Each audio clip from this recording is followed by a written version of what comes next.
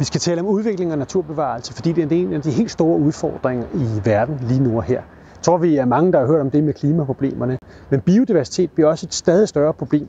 Faktisk er det sådan, at bestanddelen af fugle, fisk og pattedyr er reduceret med 60% over de seneste 50 år.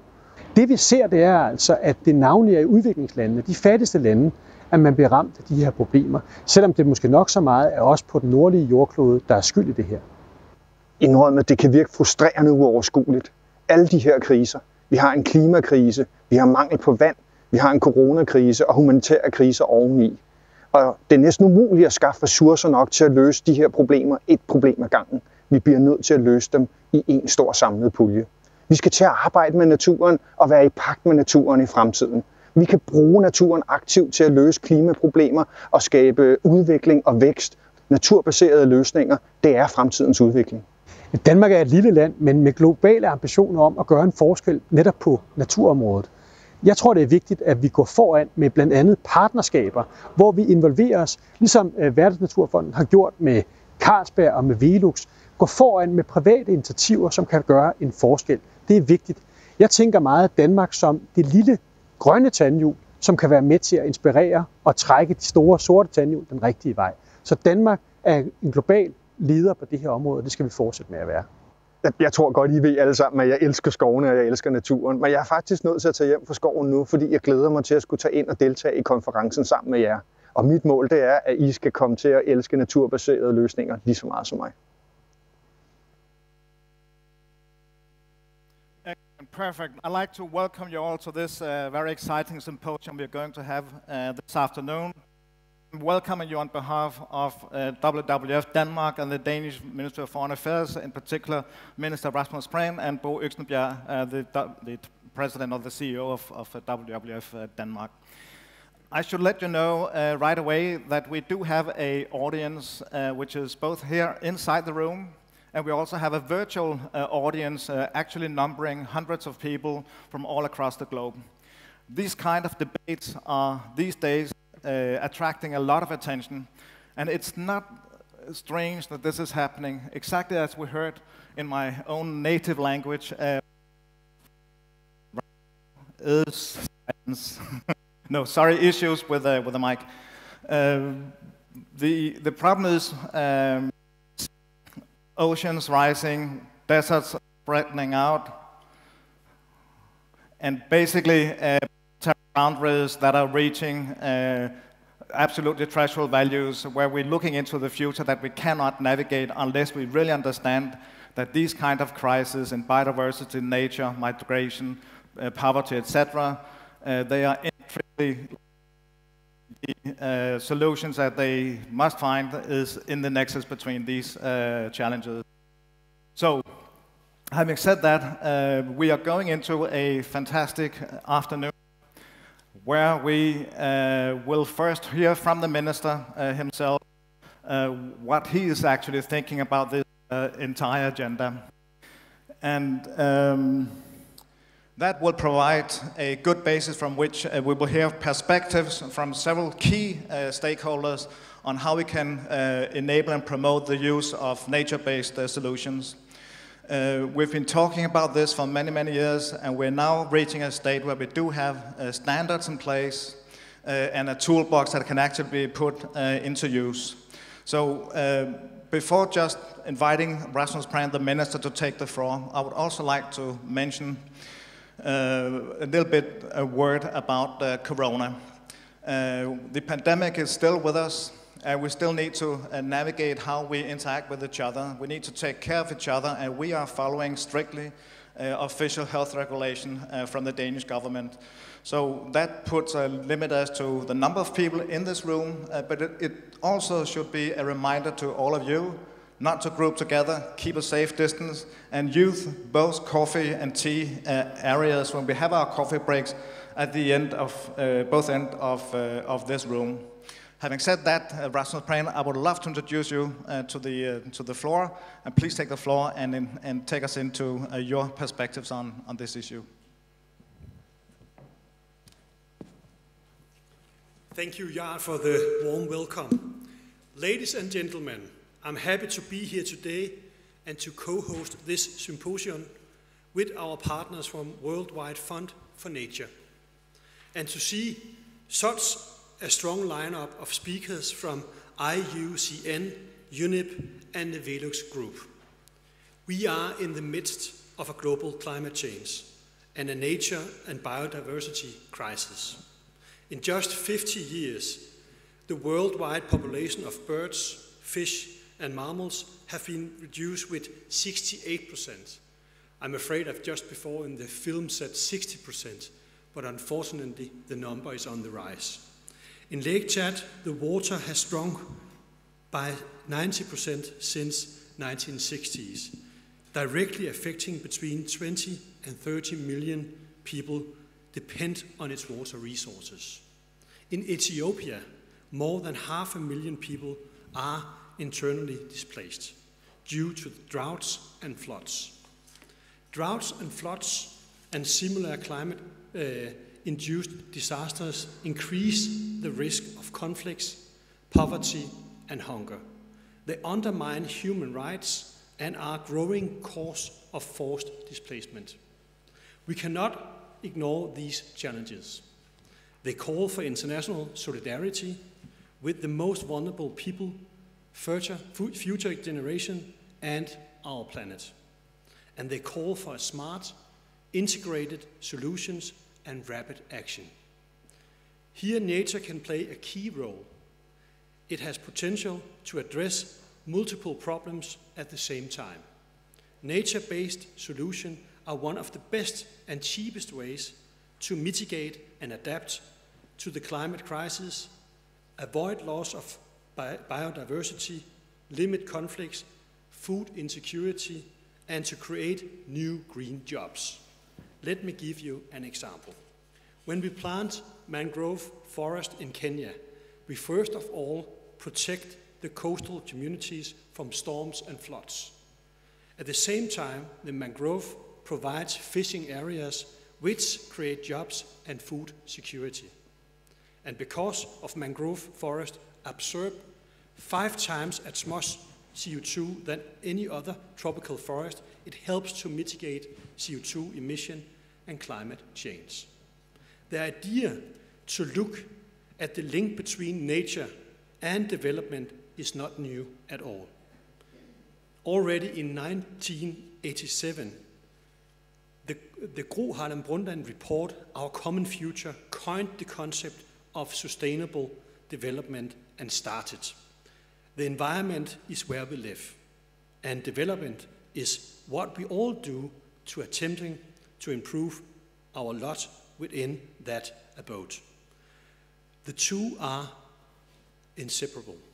So this is not new, but it is now more acute than ever. The COVID-19 crisis has made existing problems even more severe. We are faced with a global economic crisis and have seen an increase in poverty for the first time in 20 years. However, I believe our current situation opens a window of opportunity. An opportunity for us to build back better and greener. We need to see the solutions in the problems instead of the problems in the solutions, and to solve the problems through an integrated approach. Denmark must play a key role in this. Denmark has a clear ambition of global green leadership, and it is a priority to make our development cooperation greener across the board. We are not afraid to try our hand at new and innovative solutions, because we need to be innovative, and we need to look at all tools available to find solutions to the challenges. We believe nature-based solutions hold great potential as an innovative, cheap, and effective tool.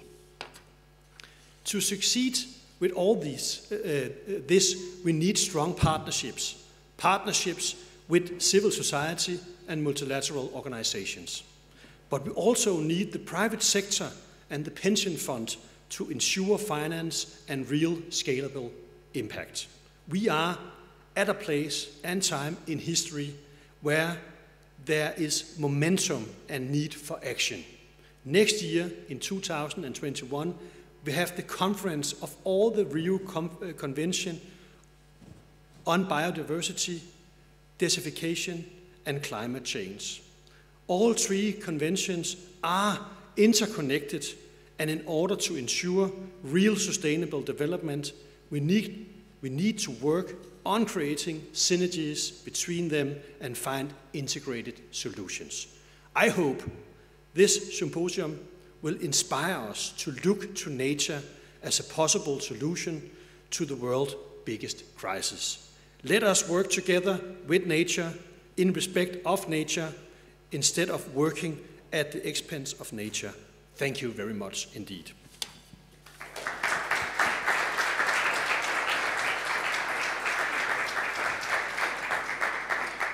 Thank you very much, Rasmus. And I was very excited to understand now how the sound would be. Hopefully it's better. But there was wonderful messages coming from you, and I think a great inspiration to how we can take this discussion forward this afternoon. I forgot to say also in relation to our audience abroad and virtual space that there are definitely opportunities to also ask questions to the panelists that we're going to have on the floor in a few minutes. You can do that through the WWF Facebook page where you can post your questions, and then we have a curator, which is Trina, sitting down here at the end of the table, who will translate some of those questions back to the panelists as we move forward. I should also say before we continue that just a word about myself. I'm the international director at a climate think tank called Concito here in Copenhagen. I'm also the vice chair in the Danish Council for Development Policy, and we are actually in that council responsible for advising the Minister for Development on the development of development policies. So there are definitely opportunities here to channel messages into the further development of the development policies of this government. So please take advantage of that and share all your best messages and advice to the Minister as we move forward in this dialogue. Next, it's my great pleasure to invite Tim Christoffersen to take the floor, who is heading up the work in UNEP in exactly this agenda. And Tim has been working also at the CBD before and the IUCN before joining UNEP working on this issue. So welcome back to Copenhagen, Tim. Thank you. Thank you very much, Jarl, and hello everybody, both here and virtually. Thanks to WWF and the Foreign Ministry for organizing this very timely event. I think we just heard a strong endorsement from the Minister for this agenda, which is quite exciting. Seems to be this micro. Is it this micro I'm using? Okay. So I'll stay here. It's great to see that strong endorsement from the Minister for this important agenda, and at UNEP we're, of course, very much aligned with this, and I just want to take us into a little bit of a deep dive of what nature-based solutions are. We have prepared, together with Stuart McGuinness from IUCN, who'll speak later, a package of introducing nature-based solutions and what they can do. If I could have the next slide, please.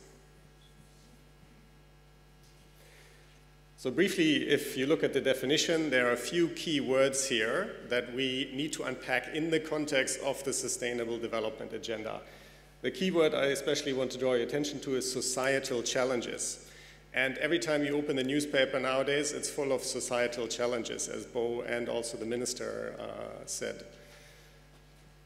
Also, nature-based solutions have to provide human well-being and biodiversity benefits. That is essential. Nature-based solutions are not geoengineering that can be harmful to biodiversity, and it's an important definition that IUCN has come out with. They're also coming out with the global standard on nature-based solution that Stuart will introduce, so I will not go into detail there.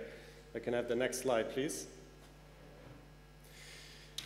But what has the Sustainable Development Agenda really done to all of our work? It's something that is still playing out, but what we see is that we all used to work in the biodiversity agenda, in the humanitarian, in the peace, in the climate agenda. All these agendas are now converging, and that is very exciting, and it's high time. There is no longer such a thing as only the biodiversity agenda, or only the peace or the health agenda. And at the bottom of the Sustainable Development Goals, of course, is a healthy biosphere, healthy fisheries, intact ecosystems to produce our water and food, a stable climate that allows us to have gender equality, to have peace, to have stability. So investing in nature-based solutions is investing in the foundations of sustainable development. Next slide, please.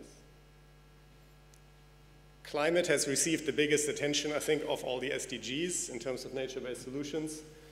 And what is the potential of NBS for climate mitigation in this context? This is from the UNEP Emissions Gap Report in 2017, where we had a special chapter on nature.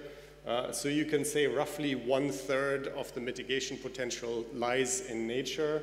This is without the oceans, though, so we'll have another deep dive into the ocean potential. But what is important is that something special about nature and the role in climate mitigation. You cannot only have nature-based solutions without strong mitigation in the other sectors. Because if we let the climate warm too much, forests will burn, wetlands will dry up, and all the carbon that is locked up in peatlands and the carbon stores will be no use. So we cannot have nature-based excuses. This is very important in the context of which industries invest in and how in nature-based solutions. Next, please. We've already heard about the multiple benefits of nature-based solutions, ranging from water and food security, energy security, to jobs and livelihoods. The next, please. What I would like to focus in, next slide, please, a little bit on is, of course, COVID-19. The majority of all zoonotic diseases come from areas that are degrading, forests that are degraded. Forest deforestation and forest degradation can accelerate the spread of malaria and other vector-borne diseases. This concept of One Health, that human health and planetary health is linked, has now received a lot of recognition in the course of COVID-19, but this of course goes beyond the role of nature in planetary health. It goes to the role of nature in a green recovery. I can have the next slide, please. So in UNEP, we run a number of adaptation, forests, restoration, oceans, and food platforms for nature-based solutions. Next slide. And forests, and especially trees, are a little bit the rock star amongst nature-based solutions at the moment. Everybody loves trees and forests. And that's also for a good reason, because they have the largest mitigation and also very large adaptation potential when you look at the climate solution. Here, we work mostly with the UN RED program that helps about 65 developing countries to better conserve, sustainably manage, and restore their forests. Next slide. The topic I would like to focus in on a bit more is restoration, because conservation alone is no longer enough. There's just been a really new paper in Nature released today, and also the Global Biodiversity Outlook is coming out next week, the Living Planet report. They all say the same thing. It's no longer enough just to stop the bleeding. We have to actively invest in restoration as well. And here we are fortunate enough that the General Assembly of the UN has decided to make 2021 to 2030 the United Nations Decade on Ecosystem Restoration. All member states, even the ones that normally don't really agree on many things, have agreed on that. So that's a very powerful platform. That decade will start in a few months from now. The benefits of restoration can be huge. This is the Bonn Challenge of 350 million hectares of degraded land. If we restore that, about the size of India, we could generate $9 trillion in net benefits in ecosystem services. Next slide. So this is a sneak preview of the logo of the UN Decade that will be released in 4 days from now, so you're amongst the first people to see it. Everybody will be able to partner and link to this United Nations Decade. We're building a broad global movement to build more political will and build more capacity for restoration. We have about 400 organizations already lined up who want to partner, but as many as possible are welcome, so please join us also next Tuesday. There's a webinar for an Ask Me Anything option for potential partners who want to join the UN Decade. The official launch will be at the UN Environment Assembly in early 2021. Next slide, please.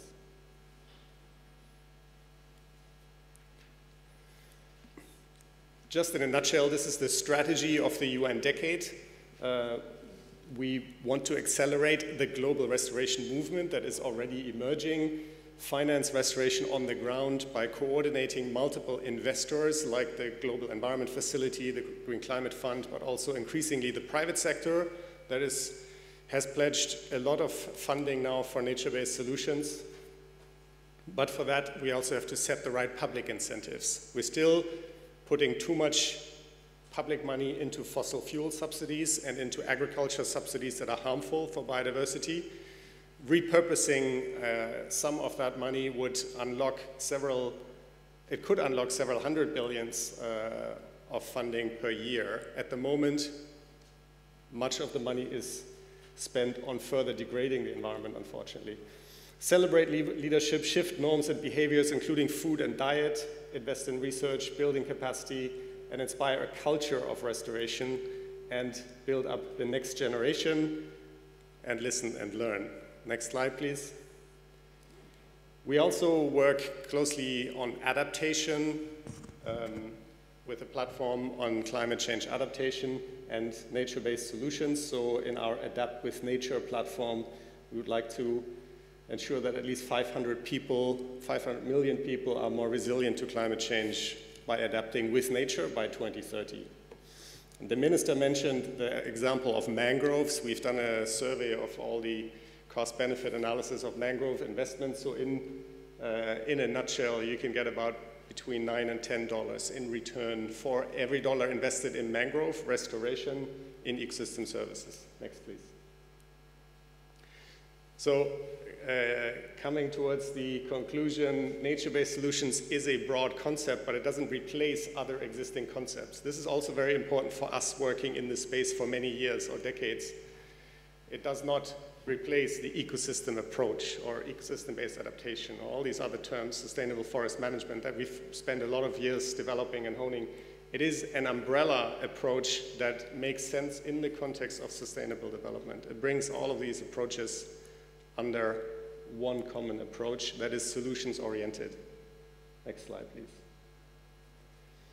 We have a lot of political momentum that is still building out of the Climate Action Summit in 2019. We are carrying that momentum forward as UNEP and with many other partners.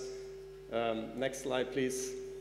We also have, as the minister also said, we have a lot of important meetings coming up next year. In a sense, the super year for nature that was supposed to happen this year got an extension into 2021. And importantly, here, all the 3 Rio Convention COPs are next year, and they all have now a very large focus on nature, with REDD+ in the Climate Convention, sustainable land management, and of course the new biodiversity framework that we expect from the CBD. Next. So thank you very much. Join the Generation Restoration, our slogan for the UN decade, and look forward to working with all of you. Thank you. Excellent. Thank you, Tim. Please stay on the floor, because please stay here for just a couple of minutes. There may be a question that we want to take from the audience to your presentation. Both here in the room, if there's a question on clarification or something you want to have answered now, you have the opportunity. That might also be from our virtual room. No? Okay, perfect. Actually, I wanted to ask you a question right away, which is building back better and greener. And we have this opportunity now to actually accelerate some of these, accelerate the use of the toolbox. Are you already now seeing such opportunities are actually being put forward by countries? I mean, are we seeing it being applied already because of the COVID-19 opportunity to build back in a different way? Not as much as we would like, not much as we would like to, but we're seeing it in a number of developing countries, such as India, Pakistan, Rwanda, Nepal. There's many examples where we see green recovery investments, both domestic and foreign assistance, be invested in nature, in particular. Thank you. in particular in restoration, and we would like to see the same also, of course, in developed countries. So also for the EU with the new biodiversity strategy, with the farm to fork strategy, there is work coming up that can also happen at the EU level for more investments in restoration, because also the agricultural landscapes here are in need for, of restoration investments. And we're working now with finance ministers and the World Bank to also look at future fiscal policies and incentives to have this not be a very quick flash in the pan of recovery funds, but a long-term repurposing and rechanneling of fiscal incentives into nature-based solutions. Thank you very much. And stick around. We know we're going to be in the panel, and there will be opportunities to ask more questions to Tim as we come to the panel discussion. Before we go to Stuart and listening into what the IUCN has actually been developing and putting on the table in terms of developing a standard for the nature-based solutions, we were supposed to do a small and quick poll, and we just need to get that there, which is basically would require that you actually use your cell phones. And you can do that both here in the room, and you could do it everywhere where you sit around the globe and take part in this poll. We are going to get an impression on what kind of words are actually the most important when people, you, the listeners, think and talk about nature-based solutions in terms of the challenges. So if you go to the website menti.com, and when you come to that page, you enter a code which is very difficult to see from here. There we are. You push the code 3161219.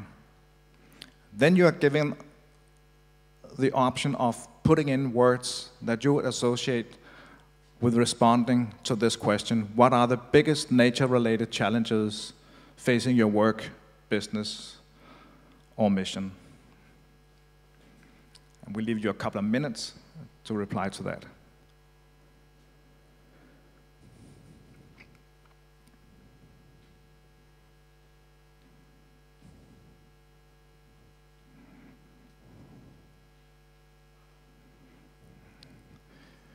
And we now see the words start coming in. Those that get the most hits comes forward as the biggest word, so to speak, the biggest font.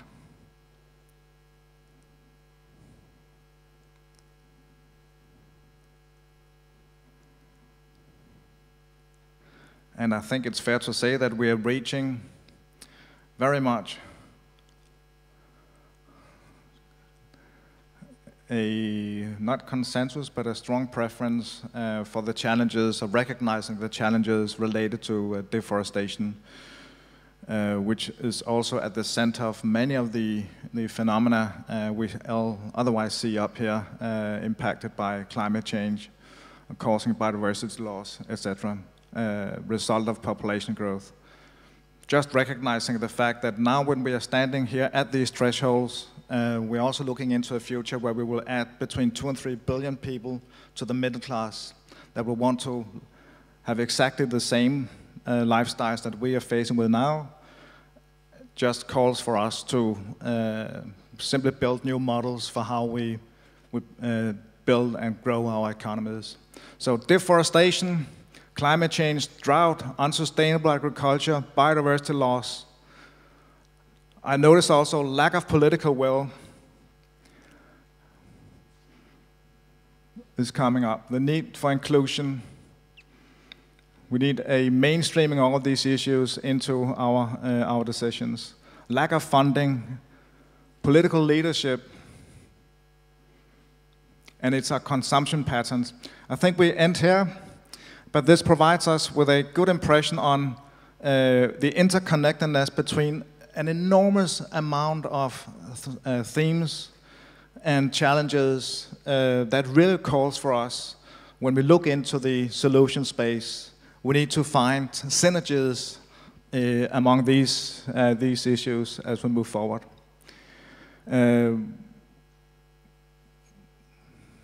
Yeah, and Stuart, we are back to you. Sorry about the delay. Stuart, are you with me? Can you hear me? Yes, Stuart, can you hear me?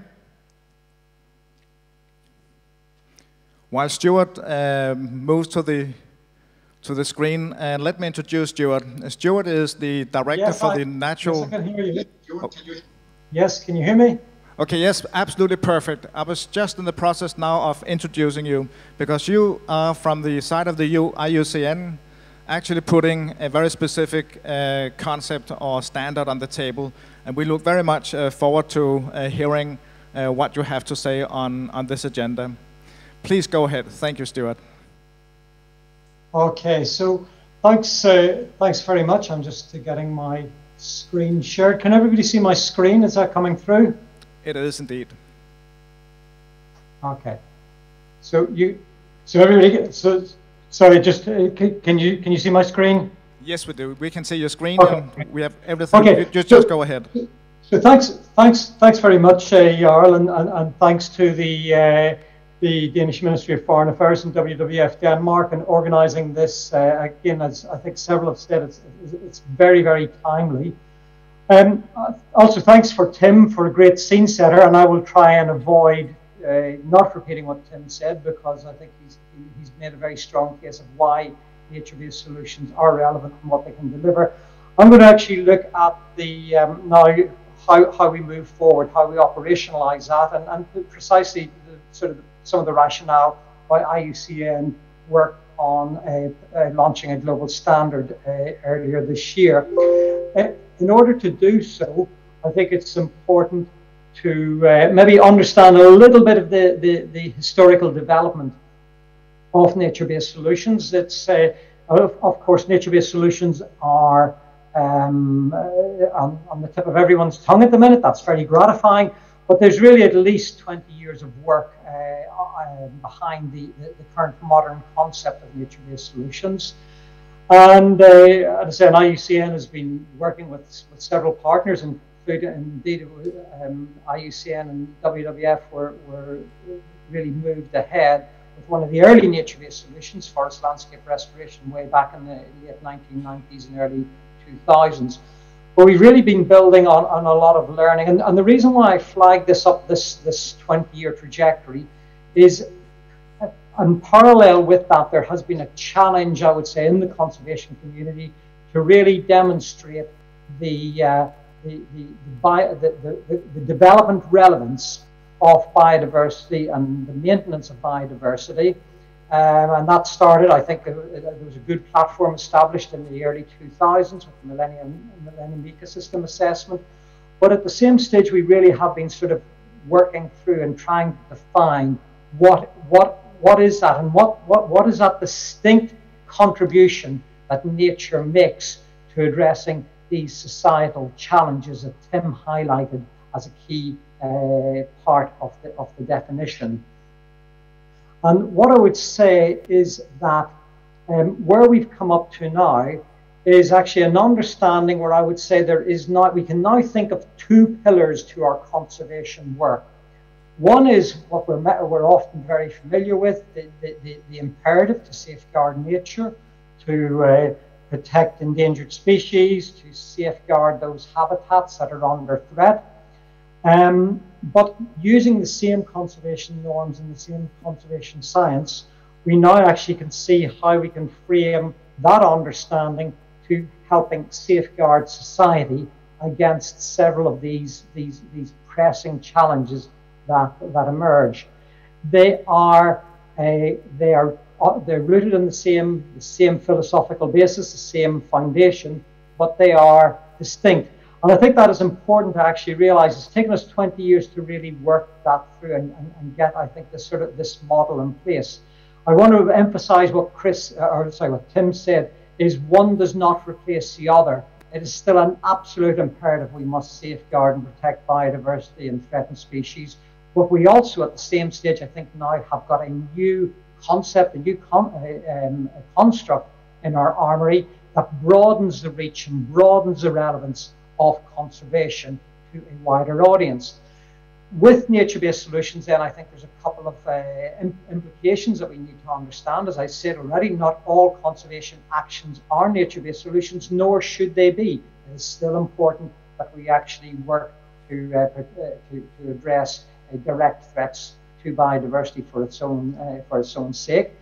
But equally, then, I think very interestingly, that part of the emphasis from nature-based solutions is not on rarity values of biodiversity so much, but actually on the importance of biodiversity abundance. Think, for example, of a nature-based solution built around regenerative agriculture. There, what we need to see is not just a few rare nematodes returning, we need to see an abundance of soil biodiversity. So I think also that what's interesting with nature-based solutions is, again, it equips us with another pillar, another concept, and it also drives home this relevance that biodiversity needs to be seen not only for its rarity values, but for the importance of its abundance as well. Now, this I think is timely, because we've said this before. I won't dwell on this point, but just to make the point that if we looked at the global risk assessment, let's say 10 years ago, it would have been replete with economic risks. This time, for 2020, we can see it's dominated by environmental risks, and indeed some of the societal risks actually have ecosystem underpinnings as well, such as the water crisis and infectious diseases.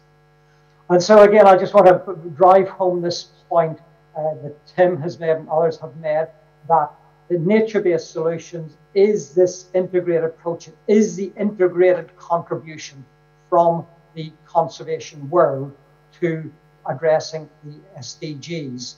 And Tim focused quite rightfully on climate change, because that is a major concern. But really and truly, I think when we look across the SDGs, we see the vast majority of SDGs have got a direct opportunity for applying nature-based solutions. And again, Tim has flagged that in some of the examples he gave. Now, all that is well and good. That's great. I think we understand the progress we've made. We understand the relevance of nature-based solutions. We understand that that gives us a new reach, new audiences, to folks who don't wake up in the morning maybe thinking about biodiversity. But if we are going to really make progress, if we're going to move this from a concept to something we can really apply on the ground, and that we want others who lining up to adopt and adapt, then I think we really need some precision. And this actually was flagged up in an editorial in Nature in early 2017. And it said, and it really highlighted this point that we really needed now to invest in understanding how nature-based solutions could be delivered. We needed to be evidence-driven. We needed to have a strong scientific and economic underpinning of that. And so really, this is where I would say IUCN sort of, I suppose, took this seriously. In fact, we had just launched the definition and definitional principles of the World Conservation Congress in late 2016. And so we said, actually, the challenge this editorial puts out is correct. So that's where we started to work on the standard. And just one illustration of why that is important. Even today, we still hear nature-based solutions being misinterpreted. I remember, actually, I mentioned the World Conservation Congress of 2016. I remember being in a rather strong and perhaps heated discussion with some colleagues who were saying, no, the ultimate nature-based solution is wind power and solar energy. Well, the truth is these are very admirable things. Of course, we want to see more of those, but that energy is derived from nature. It is not based in nature. The same discussion was around biomimicry, about taking inspiration from nature. Again, that's cool, that's great, we want to encourage that, but nature-based solutions, at the heart of nature-based solutions, lie the goods and services that come from a restoring or a healthy ecosystem. And that really defines what nature-based solutions are. So again, really sort of, I emphasize that point because if we are going to seize the opportunity of going to scale, we will need to be precise in what it can and cannot deliver and how it can be delivered. The other good thing, and this links very nicely with Tim highlighting the very exciting opportunity we're about to go into as a global community with the decade in ecosystem restoration, is we already have a proof of concept out there. The Bond Challenge has shown that using forest landscape restoration, we really can go to scale. We can mobilize that range of actors that the minister referred to, the private sector, some investors, get governments aligned, and critically, as Tim highlighted, also start to reorient maybe some more negative subsidies, let's say subsidies just for single species plantations, to a broader set to incentive schemes for a wider range of options. And the Bond Challenge now has it set off to achieve by 2020 150 million hectares of land under restoration. We currently have surpassed that now. We had an event last week with the German Ministry of Environment, which we're celebrating. We've now got 74 national and subnational pledges that total 210 million hectares.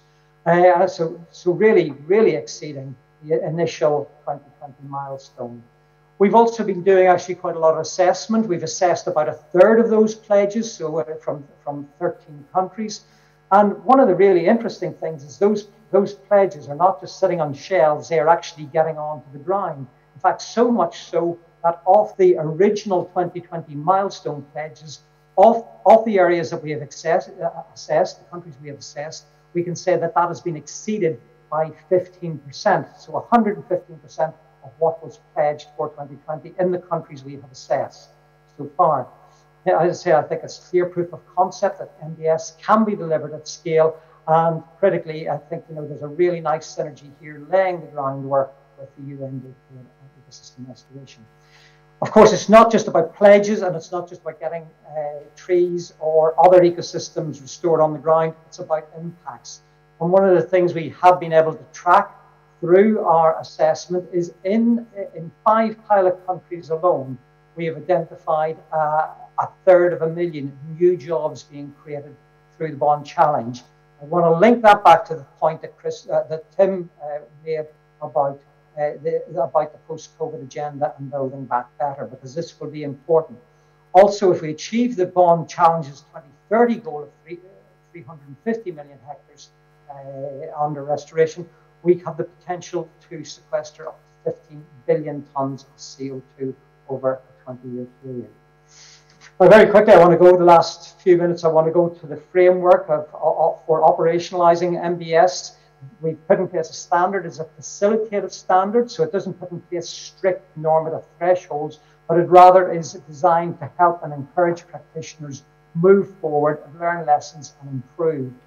It has been developed and it's compatible with the ICL Alliance Code of Good Practice, and we've really sort of tried to make sure that it will be complementary to other verification systems. It's had 800 expert inputs, thousands of individual comments, and from a broad geographic base.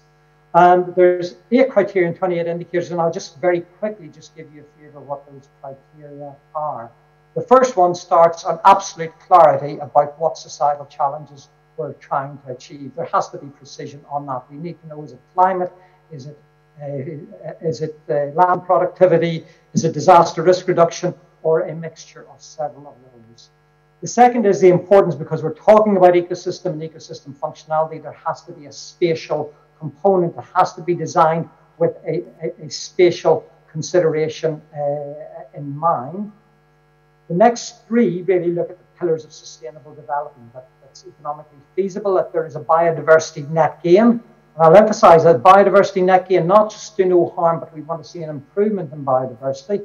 That is because the system itself relies on biodiversity, and inclusive governance and benefit sharing. There will be trade-offs, so we need to make sure that those trade-offs are balanced and balanced in an equitable manner. It is over the long term, so we need to see adaptive management and systems and mechanisms and provisions for adaptive management. And finally, ways of making sure that it is mainstreamed and that the longer term sustainability of the MBS is viable. There's a whole range of resources. I'm sure the organisers will make this presentation available. So there's several URLs and different tools, different approaches. But I just want to finish off by talking about how we measure on this, because we've actually done quite a lot of work now on measuring progress on the standard. And again, it is facilitative, so we indicate it across a scale from strong to insufficient, and realising that many nature-based solutions may have and may want to have areas for improvement. I'm going to just give you one example. Let's say there's 28 indicators, but we give specific guidance on what we're looking for each indicator, and then we give a guidance on what is required for that to be considered a strong response, an adequate response, partial, insufficient. This one is on an indicator on evidence-based for biodiversity. And really, I said the only threshold there really is that in order to be considered adhering to the IUCN Global Standard in Nature-Based Solutions, each criterion must have at least partially address the indicators. If an indicator set for one criterion is left unaddressed, then we can say, well, in that case, there's work to be done that does not yet meet sort of the basic standard of a nature-based solution. Very quickly, just to wrap up, we're putting a governance structure in place.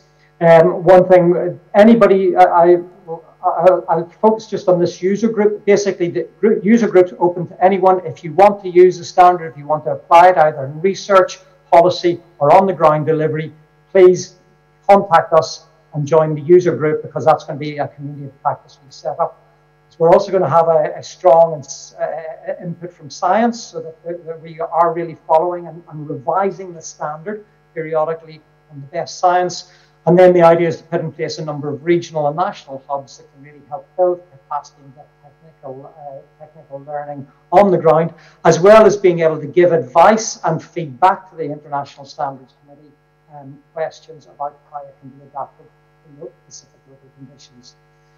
The standard and rolling out the standard is only one part of the work we need to do. As mentioned already, we're putting in place what hopefully will be a good, robust, and very transparent and accessible governance and oversight system. We are going to move forward. I had initially thought that when it comes to issues of assurance and claim, we could sort of think about that in 3 or 4 years' time. Just the feedback we've had from the private sector and from others alone means that we're going to have to accelerate that. So we're already putting in place a piece of work now to look at how we might approach assurance. One of the things, there's two things we don't want to do. We don't want to increase the transaction costs, and we don't want to compete with the many, many very good certification systems out there already. But we want to find a way of how you can actually say, yes, giving some sort of sign of assurance that this does indeed comply with nature-based solutions. And finally, we really need to look at the impacts. And the one thing I will mention here is that we really do need, one of the things we need to build the economic case for nature-based solutions. There's much more work needed. Final slide is, which I think is really interesting. I want to reinforce the point Tim made. This is really giving us a lot of interest. I have spent a lot of time actually talking to investor groups over the last couple of months. I will say this is still early days. It has been a bit of a challenge for the conservation community of how we look at innovative finance. But I will just flag up that for IUCN alone, we have got 3 initiatives in the pipeline. We've got a small one already underway, and we've got 3 initiatives in the pipeline. The total capitalization value of about 1.3, 1.5 billion.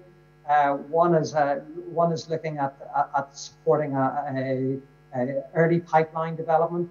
Then we're working with Pegasus Capital, the gold standard in R20 on a subnational climate fund, and then with the climate fund managers, we are looking at an investment that brings nature-based solutions squarely into the sphere of water and sanitation projects. So with that, thank you very much. Thank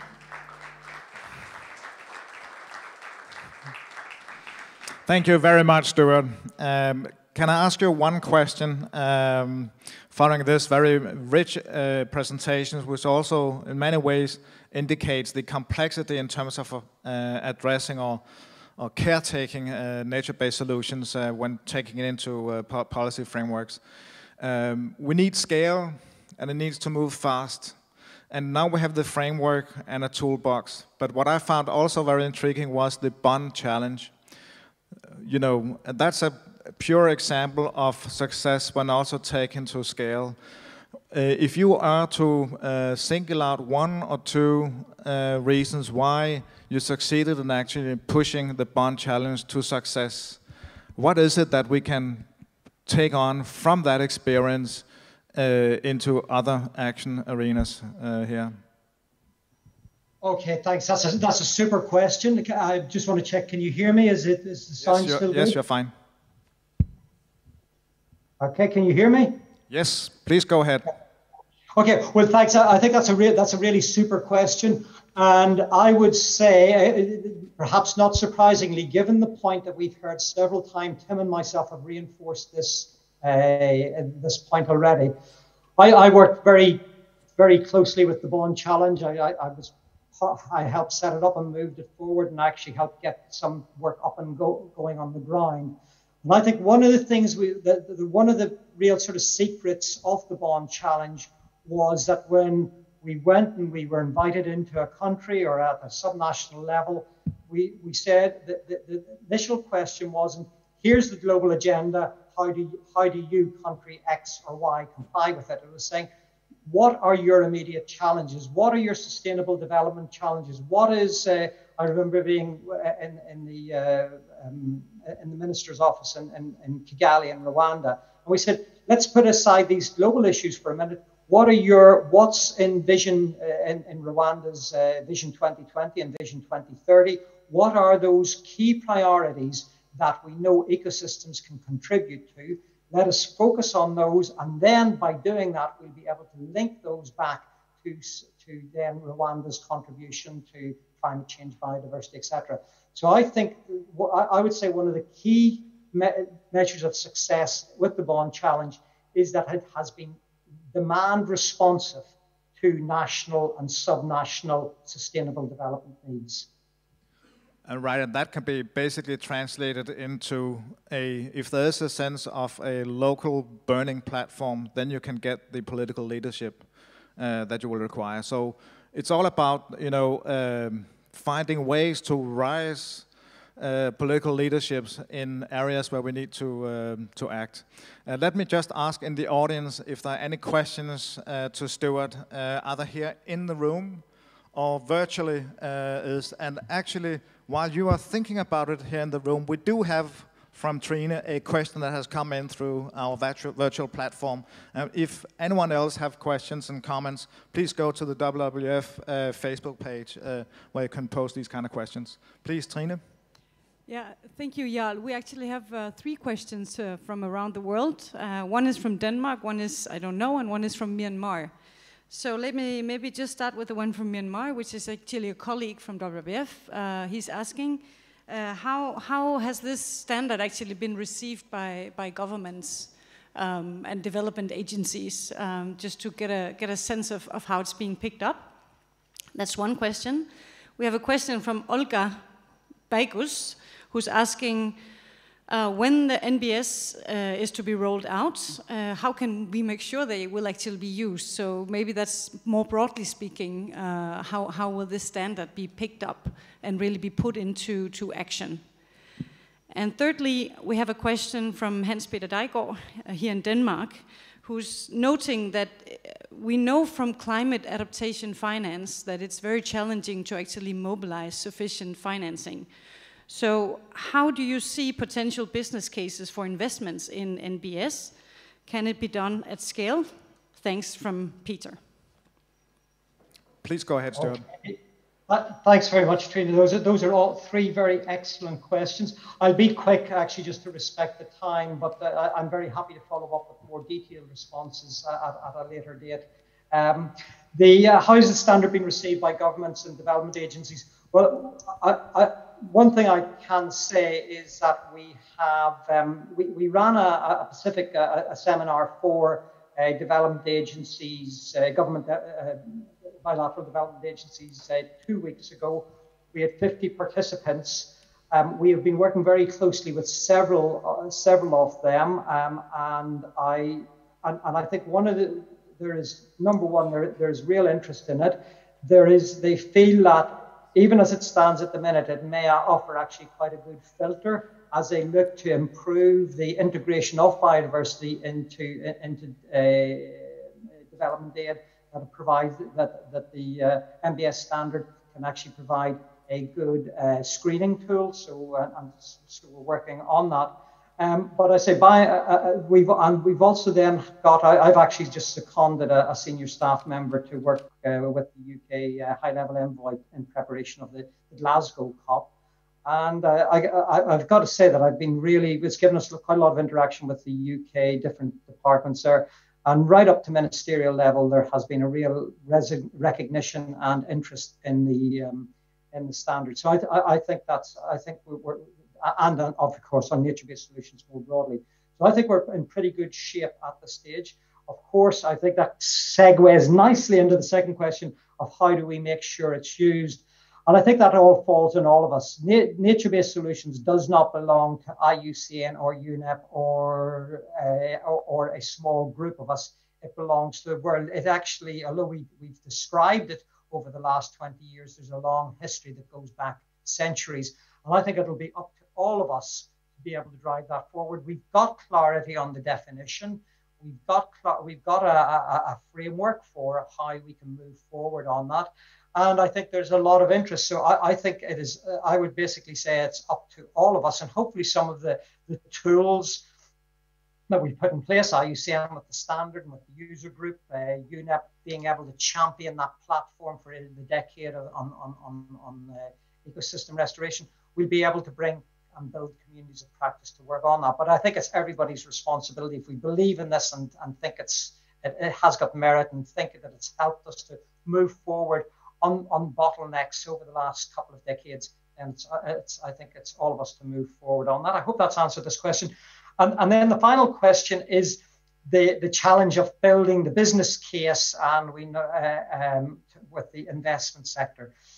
I think one of the three the funds that we are working with at the minute, all of them do not try to push nature-based solutions by itself. And I think this is one of the real advantages of nature-based solutions. Nature-based solutions come as an add-on to other solutions as well. Again, it reinforces, it goes to the heart of this idea of integration. So we still need good water treatment plants, but nature-based solutions can actually help manage through, let's say, upstream management, the amount of treatment that is actually needed. So I think one of the options is making sure that it complements to a significant degree other investments. And as I said, one of the things we all will need to do, and hopefully there's some researchers in the audience who are willing to take this up, I do think we need to put a bit more attention in really building a robust economic case. I believe the economic case is there, but I think we need to have it documented. Thank you.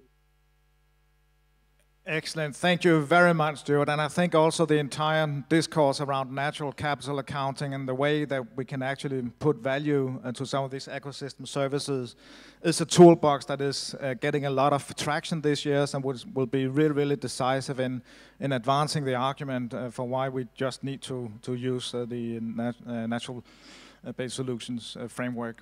So having said that, let me thank you for your participation in this discussion. Very much appreciated, and we will now move on to Melissa de Kock from the WWF, who has actually for many, many years been working on the ground in Africa in trying to align some of these challenges.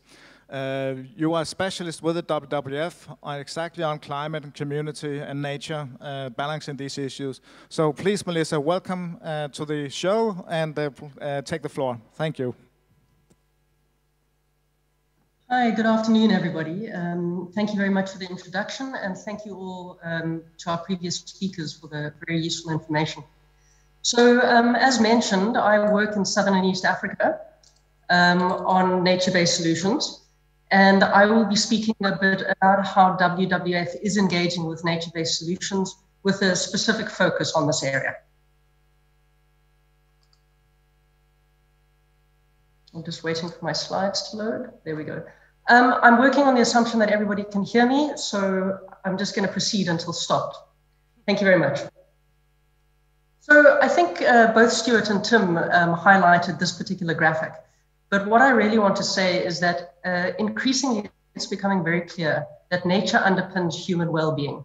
And this is really it provides us with a lot of opportunities to work on this from that perspective. I'm not going to go into the details of the IUCN definition, which has been touched upon, but what I want to highlight is that for WWF, of course, while ecosystem degradation has been highlighted as the 7th societal challenge that NBS should address, we of course will address that as part and parcel of other societal challenges. It won't be the primary societal challenge that we work on, but rather a co-benefit. So some of the opportunities we see. Nature-based solutions present a very good opportunity to address both or all three of the issues around social, climate, and nature benefits synergistically. It provides opportunities for more resilient infrastructure and development pathways. It can be a very cost-effective alternative or complementary with grey infrastructure, particularly around issues such as disaster risk reduction, adaptation, and water. As mentioned already, it provides a very good opportunity to develop a fairer, greener, and smarter post-COVID recovery trajectory. By using nature-based solutions, we have an opportunity to really not only address existing health challenges, but prevent future pandemics. It has both application in rural and urban environments. It provides a very strong opportunity and something that we really want to highlight about supporting the needs and priorities of Indigenous peoples and local communities. And very importantly, it highlights nature's value as well as its potential for human development. So some of the elements of nature-based solutions, based very much on the IUCN definition, we need to contribute intentionally and directly to human well-being, and very importantly, at both a local and a global scale. We want to ensure maximum benefits to biodiversity. So this is about using nature sustainably and sustaining, enhancing, or supporting biodiversity while we're addressing societal challenges. We need to manage for change. Very importantly, if we're using nature to address climate change, whether it's adaptation or mitigation, we also need to be sure that that nature isn't being impacted negatively by climate change. We need to be context specific, needs to be appropriate for both the biodiversity in that area and, as mentioned, for IPLCs. Needs to be inclusive and implemented and designed with the full engagement and consent of Indigenous peoples and local communities, as well as other rights holders. As Stuart touched upon, there's a lot of complementarity with other solutions. We need to measure the impact. We've spoken previously about the need to be cost effective, but we also need to prove that nature-based solutions are an effective solution. As a result, we must measure the impact. We need to have a land and seascape perspective. While many nature-based solutions might be done at a local level, we really need to be thinking at the bigger perspective. And importantly, of course, NBS needs to be informed by science. So the design of nature-based solution interventions need to, as Stuart mentioned, we need to be very clear on what societal challenges we're addressing, and we need to be explicit about that. We then need to identify the targets of the intervention, the so-called beneficiaries. And again, both at the local level, but also at the global level. For us, it's not enough to say that a REDD+ initiative will benefit the world's population through mitigation. We need to be very sure that it also adds value to the people living with that forest. We then need to identify what nature will be used to address that problem. So what is the ecosystem that the nature-based solution is based on, for example, a forest, and what are the ecosystem services that will be used to deliver the benefits? Importantly, how will biodiversity and ecosystems be sustained or improved? And as touched upon, we need to monitor it very carefully to enable adaptive management. So how is WWF addressing nature-based solutions? So this is an evolving strategy. We have a steering group in WWF, we have a working group, and we are planning on developing a strategy. We've done a recent mapping of nature-based interventions in WWF. We've identified 120 or more of them spread around the world. We're doing quite a lot of work on policy and advocacy, trying to integrate nature into various sectoral policies, of course in the 2030 Agenda, the CBD and the UNFCCC. Historically, a lot of our work on nature-based solutions has been framed around climate and freshwater, but there is the recognition that this is much broader. And also we have a bankable nature solutions program at WWF, which is about mobilizing private sector investment. Of course, this isn't identical to nature-based solutions, but there are a lot of overlaps here. So I'm now going to highlight a couple of the interventions that WWF is working on. From a policy perspective, while not a nature-based solution in itself, the policy perspective is very important to create that enabling environment. So we've been doing a lot of advocacy around how nature is very, very important for development, including how to integrate NBS into the revised NDCs. We're also looking at financing interventions. We've done some really great work in Kenya and Uganda around piloting of payment for ecosystem services in watershed management. I'm now going to go to 4 case studies, and I'd like to assure Stuart that I have screened them against the standard and do believe that they are quite robust nature-based solutions, but I welcome your feedback on it. In Kenya, we're working with integrated water and forest management around the Mau Forest and Mara River catchment. The Mau Forest is the headwater for the Mara River, providing water and livelihoods for thousands of people as well as for wildlife. Historically, however, there's been a lot of forest encroachment as well as unsustainable exploitation of the forest. This has resulted in deteriorating water quality as well as disruption of flow regimes to the basin. WWF worked with the government as well as local communities to create a shift to more participatory forest management, which has entailed benefit sharing, rights and access for rural people, restoring of degraded sites, and livelihood diversification in this area. What this has resulted in is increased water security, both for the people living in the river, but very importantly also for the downstream users, diversified livelihoods and improved yields for people, increased community resilience to climate and other environmental shocks, reduced erosion and siltation, flood protection, and climate mitigation. From a biodiversity point of view, this has resulted in a regeneration of the forest and those degraded sites, and significantly fewer illegal activities. And very importantly, this has resulted in or enabled continued water flow to the Mara Basin, including the famed Masai Mara Reserve. If the water flow to the Mara River stops flowing to the Masai Mara, the very famous wildebeest migration is unlikely to happen. And there's so much tourism and thousands of jobs and millions of dollars that are dependent on that river.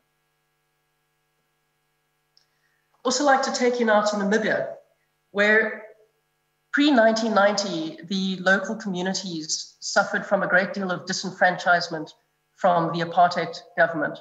There were very few opportunities for income or livelihoods in these rural areas of Namibia, and there was a huge amount of commercial poaching.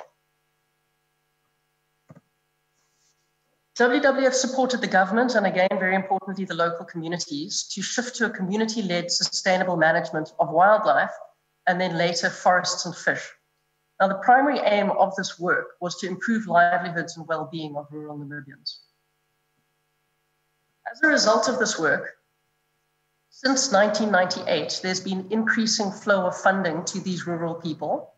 There's now 86 communities that are established in Namibia, benefiting from wildlife management. And last year, they obtained 55 million Danish crowns to them from wildlife-based tourism. What's very important to note, however, is that this is not their only income. This is a complementary strategy to their traditional livelihoods. It's also enabled livelihood diversification, created additional jobs in an area where without wildlife-based tourism, there really aren't any other jobs. That funding is used for community development initiatives, which benefit all the people. There's also a number of socio-cultural benefits, which are incredibly important for people. This is about rights and empowerment and benefits and access. It's also resulted in increased fish catches in the community reserves that have been developed, as well as increased community resilience to climate and other related shocks. From a biodiversity point of view, this has created a vast network of additional wildlife-friendly area which has provided increased connectivity for wildlife to move. It's enabled significantly increased wildlife numbers in the country, as well as contributed to ecosystem resilience. Moving to the marine sector, this is a case study based around the Southwest Indian Ocean region. I think, as everybody recognized, ocean and coastal habitats provide many livelihoods, food security, and climate resilience in this area for millions of people. Traditionally, there's been a history of unsustainable use of these resources, resulting in degraded ecosystems, reducing livelihood opportunities, and there's been a number of climate change impacts for these coastal communities. WWF, again working with the government and communities, has supported the implementation of community-based mangrove and fisheries management programs, resulting in the restoration of mangroves, the protection of coral reefs, the diversifying of livelihoods, as well as conducting climate vulnerability assessments and developing adaptation options. This has resulted in increased food security for the people living in these areas. The fish are returning because of the mangroves, the coral reefs being protected. The crabs and shrimp also now have their habitat, which they can spawn in. Importantly, there's also increased income from new opportunities such as ecotourism, seaweed farming, and octopus sales. Importantly, this is also contributing to the adaptation and resilience of the communities. From a biodiversity point of view, the habitat is being restored, the fish stocks are able to grow, and the octopus are again growing to maturity. And also this has a huge impact for the resilience of the ecosystem. So a couple of reflections that some of which echo what both Stuart and Tim have mentioned. There are differing interpretations of nature-based solutions. And while we have the standard, which is going to play a huge role in assisting people to really identify the nature-based solution that they'd like to implement, it's also important to recognize that, for example, IUCN has an interpretation, different ministries have different interpretations, and the EU themselves has a different interpretation. Nature-based solutions are only one element of a strategy in many circumstances, often intertwined with policy as well as non-nature-based solutions options. As Stuart highlighted, and this is important for WWF, not all conservation is nature-based solutions, but all nature-based solutions should be based upon conservation principles. We find that it's incredibly important to manage the nature in nature-based solutions for change, be that climate change or the natural systems change, also very importantly, human-induced change, and also both over space and over time. It's also important to recognize the trade-offs. There's potential trade-offs between the global good versus the local impact, also the trade-offs potentially between climate versus nature. And lastly, it's very important that we take a long-term perspective on nature-based solutions. Thank you very much.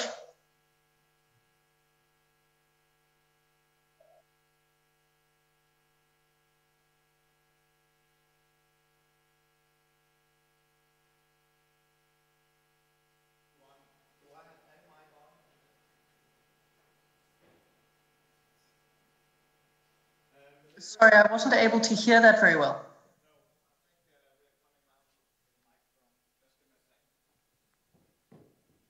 Melissa, can you hear me now?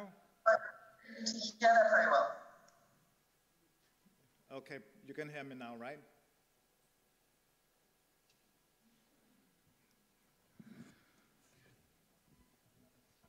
Melissa, can you hear me now? Perfect, thank you.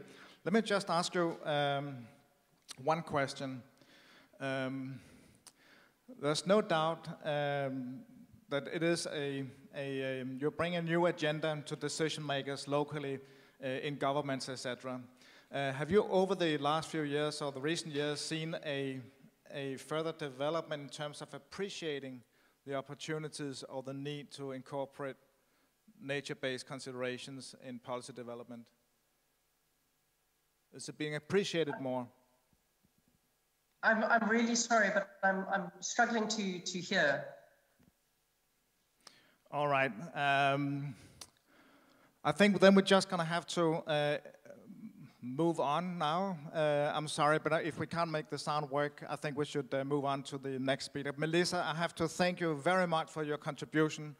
And then I think you left us with a lot of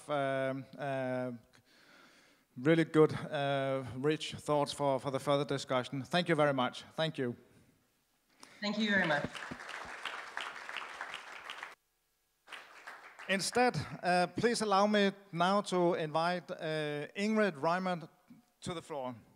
Ingrid is the Group VP for Global Affairs, Communications and External Relations and Sustainability. I can continue in many words for Velux.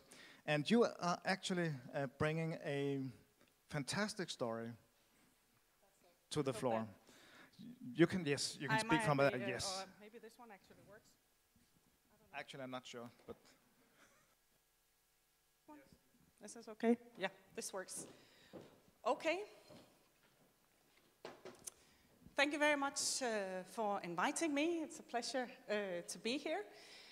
I will share with you a case of partnership between, in this case, WWF, Denmark and International, and then the Velux group that I represent. We just launched last week a large commitment partnership, and of course for us in the Velux group it's our sustainability strategy going towards 2030 and even beyond towards 2041. And we've called it It's Our Nature. And of course this has this dual meaning that we believe that we as a company, it's part of our DNA to have a sustainable mindset and to work with products useful to society. We also are foundation and family owned, as some of you may know, and contribute to a lot of different sustainability projects, etc. But of course the other part of this meaning is the focus on the nature around us and the external world. So this is of course a communications way of trying to create some interest around what it is that we want to do. But I will, before I go into that, I will just spend 1 or 2 minutes on the building industry, which is where I've spent the last decade. And maybe, who has the clicker? Someone needs to click. There, yeah. So, and it's just to make the parallel for you, because of course within the building industry, we also have a lot of discussions around the green transition, sustainable development, etc. And one of the concepts that we are discussing a lot is also around, here I've said nature-based. We don't use exactly that word. We use either active building design, sustainable by design, biophilic design, or even biomimicry. But it's actually quite a close parallel. Because as you may know, buildings are important for the green transition. We spend around 40% of energy in buildings, 36% of CO2. Comes from buildings, and what is maybe not known to many people is that we actually spend 90% of our modern lives indoors, which is a quite depressing fact. But that is how we live our lives in, you could say, definitely, of course, the more developed part of the world. So looking just very briefly at buildings here on the left-hand side here, you can see two examples of buildings that are definitely not integrated with the surroundings, with the environment, which are definitely not active design. The first one is all these glass skyscrapers that you've seen a lot of. There's a lot of overheating costs. It's not very nice for human health, well-being, going back to your point also before. The second one, anyone who has been in China has seen, or other countries in Asia have seen examples as this, another example of bad building design where you end up with the decentral air conditioning solutions, which are definitely not good for energy consumption or for what we call the embodied carbon, so the amount of carbon that are actually in the building. And then on the other hand, on the right-hand side here, this is what we call active design. And here you actually try to integrate the building with the forces of nature around you. So you use, of course, the passive solar heat, which is free to heat up your building. You use ventilation to cool down the building, use old methods just like the stack effect or skorstens effect in Danish. And with that, you don't need to integrate lots of technology in the same way and can reduce energy use and less embodied carbon. So I just thought it was an interesting parallel maybe to share with you to see with some of the discussions going in within our industry as well. But now moving on to our large commitment that we just launched here last week. So next slide, please. Yes. So we've launched VELUX, our sustainability strategy, towards 2030. It consists of 15 targets. We've spent the last 2 years of going through all corners of the business, working, setting targets for waste, for biodiversity, for our workplace, safety, etc.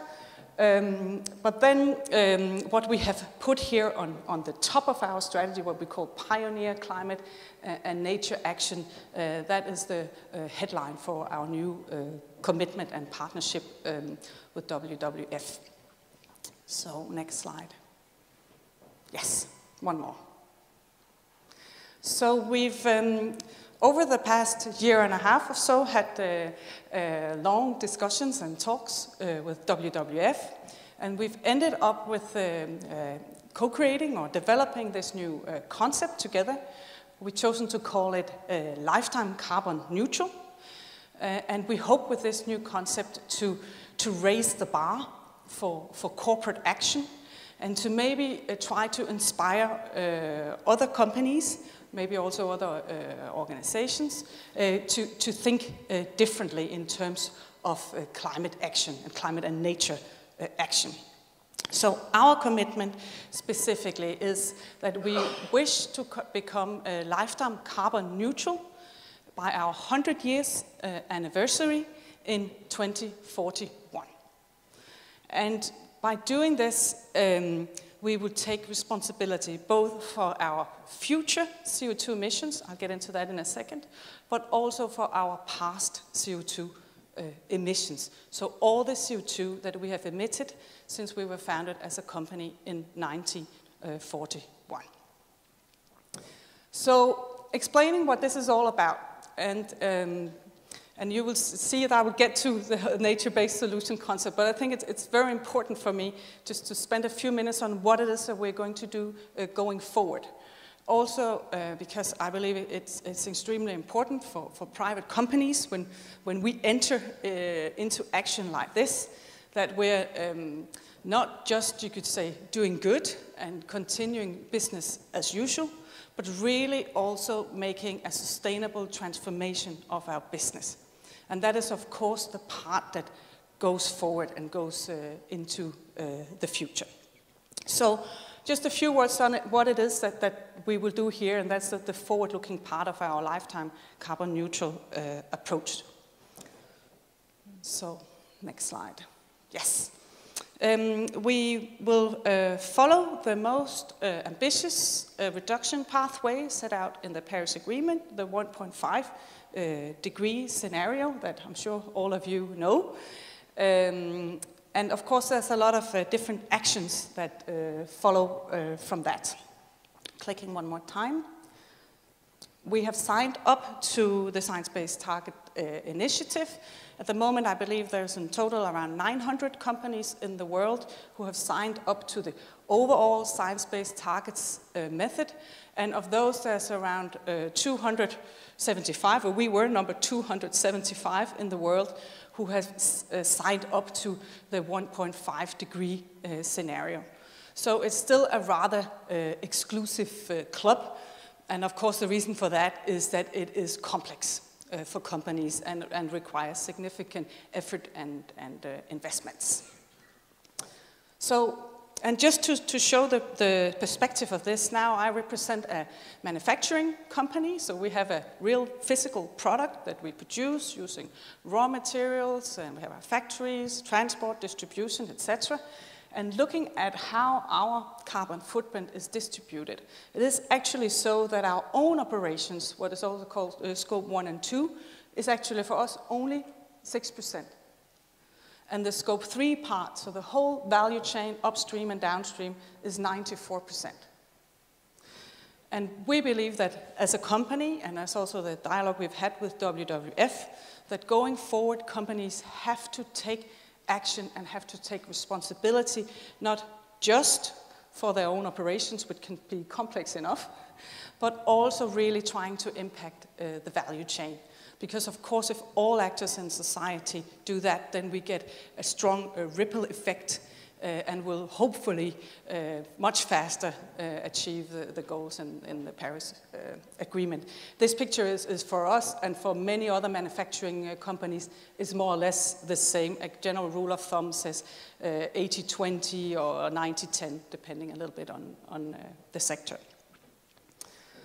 So what we have set out to do in the future is to reduce the 6% completely, becoming completely carbon neutral, and then taking out 50% of the scope 3 part. So the value chain will be reduced by 50%, and that's of course where you see the sustainable transformation of the company, because that requires product innovation, it requires supplier dialogue, etc., and that is of course quite challenging. But then what we also have set out to do, and I think the development of this concept is really an example of SDG number 17, because we came up with it together with WWF. When we started our dialogue back over a year and a half ago, we talked, of course, about companies and what was important, biodiversity, climate change, etc. But then quite fast we started talking about, what about the past? Don't we also, as a company, have a responsibility for the CO2 we have emitted, while we have, of course, earned money, created jobs, created growth, etc. So we've set out on this mission to capture our historical carbon footprint through forest conservation. So, clicking one more time. So, more precisely, what we have done is that we have calculated our historical carbon footprint based on production data. And we had our data verified by the Carbon Trust, just to be sure it wasn't just our own Velux calculations. And that in its entirety, including a safety buffer, amounts to 5.6 million tons CO2, that we will capture through forest projects from now until 2041. So it's quite a significant amount. For those of you who follow the Danish dialogue or discussion towards our 2030, ambitious 2030 goal, this is around 10% of the yearly reduction that Denmark would have to do in its entirety. So it is actually quite a lot. And we've set out here with a 20-year-long partnership with WWF. WWF will develop in total a project portfolio of 5 different projects in different parts of the world. And here, of course, we rely completely on WWF expertise and knowledge from having been present for many years on the ground, but of course also the expertise of being part of international networks and UN dialogue, etc. The first 2 projects that we have scoped and are already starting is in Myanmar and Uganda. And then we are in the process of looking at where could the other projects be. But in total, we believe we will have around 5 spread in these areas. So, and of course, the focus here, and that's the whole purpose with our program, is of course to capture our historical carbon footprint, so working on carbon capture, but then of course what everyone talks about, and you know that more than anyone, is of course the hidden crisis, the biodiversity crisis. So we thought by choosing a carbon capture method, because of course there are other methods out there, technology or other fast-growing trees or algae, or there is of course different ways of doing that. But we thought by entering into a partnership that works with nature-based solutions, there we can really have several wins at the same time, for the climate, obviously, also for biodiversity, and of course for the local communities, the social livelihoods. And we believe or we become very convinced that's the right way to do it. And it's also, we believe, the most sustainable way if you want to have a long-term effect. And then I know, of course, experts also know about water systems, etc. I'm not going to go there because I'm not an expert within this. But we believe this is definitely the way to go. And then one more slide, I think. This is just, I'm not going to go through this for those of you who like numbers and would like to go through what is it actually that we've done and how. We have all the graphs and all the data, which is of course important as a private company to have legitimacy when you go out with a commitment. So it's all there. Clicking on to the next slide, we've also of course set up together with WWF a number of principles for how we're going to develop the projects and follow up, which is important for us, that we're also sharing, and will also be part of the method that we will share with other companies that we hope will follow suit. And I think here that there's of course a number of points. I think maybe the most important one is that this is not an offsetting maneuver. So it's not like because we're doing forest projects, then we will use those carbon credits to reduce our responsibility going forward. So this is not what it's about. As you saw before, we will follow the 1.5 degree scenario, and we will not claim the carbon credits and deduct them from our carbon calculations. And we believe that's important because, of course, companies can have a large impact if they work with historical CO2, but the whole sustainability transformation that we need as a society, that lies in the actions that company takes going forward. Yeah. So finally, we're sharing everything that we do on the webpage and of course, Twitter, social media, etc. We hope to inspire others. We've actually already had the first email here this week from a company, I'm not going to name the name, of course, but the company which is CRISES, which is in a different sector. Not a Danish one, but which just out of the blue, or by having heard about this in the media, has written to us and say, hey, this is interesting, can we have a meeting with you and WWF to hear what that's all about? Because we're also looking at what would be the next for us in terms of our climate policy. So if that's the way it goes, of course, we're very hopeful. Okay, I'm just going to stop there. Is that, because I know we're a little bit over time, so yes. Thank you. Thank you very much, Ingrid. I'm not going to ask you questions because you're going to be in the panel and I'm eating into the coffee break. But I would just say if only there were 1,000 Velux companies around, it would be great. Maybe not good for competition, but for environment, it would be fantastic. We are breaking now into a coffee break, and then we will be back here for a panel discussion 10 minutes to 3 o'clock. I should say, corona-wise, don't stand too close to each other at the coffee bars or in the doors. We actually do have a coffee bar in both areas outside this room, And in the adjacent room, you're able to spread out and keep a safe distance. But please, thank you for your patience, and please be back here 10 minutes to 3 o'clock. That will be on the stage here. We also have Stefan Schönemann, who is the Undersecretary for Development Policy here at the Danish Ministry of Foreign Affairs. So it will be very much Stefan, who has also been working for many years at the country level as an ambassador in Ethiopia, I remember, and they've been and very much, you know, in your own hands and experience have seen some of the challenges we have with deteriorating environments. You will be the one that carry the messages from our discussions or from the panel's discussions into the ministry and to the minister, Rasmus himself. I'm going to hope that we will have an interactive dialogue where I will invite the panelists also to react to each other. Be sharp, brief, and to the point. As many rounds we can get, the better. I will ask the audience here, make use of this opportunity to dive into your own curiosity and get the answers that you need from these you know, decision makers that are, how should we say, have tried it out on the private sector side, where the policy side, the one that can take it forward in upgrading development strategies, etc.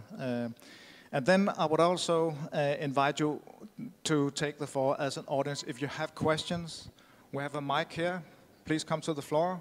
And everybody out there across the globe, actually, that are listening into this event, do come forward with your questions on the Facebook, the WWF Facebook. Even the questions that we will not have an opportunity to answer in this room, you will get an answer later after the session has been closed. There will be people ready to comment on these questions. We will not go necessarily into the details of everything at this session, but now we're basically building, how we say, the stage from where we can further deepen our understanding on nature-based solutions. So, having said that, I should tell you also, I told someone this morning I was going to be here to facilitate a symposium around nature-based solution, and the person said, actually one working in the green startup, saying, the problem with environment is whenever you take part in environmental discussions, it's boring. But the thing is, this is not boring.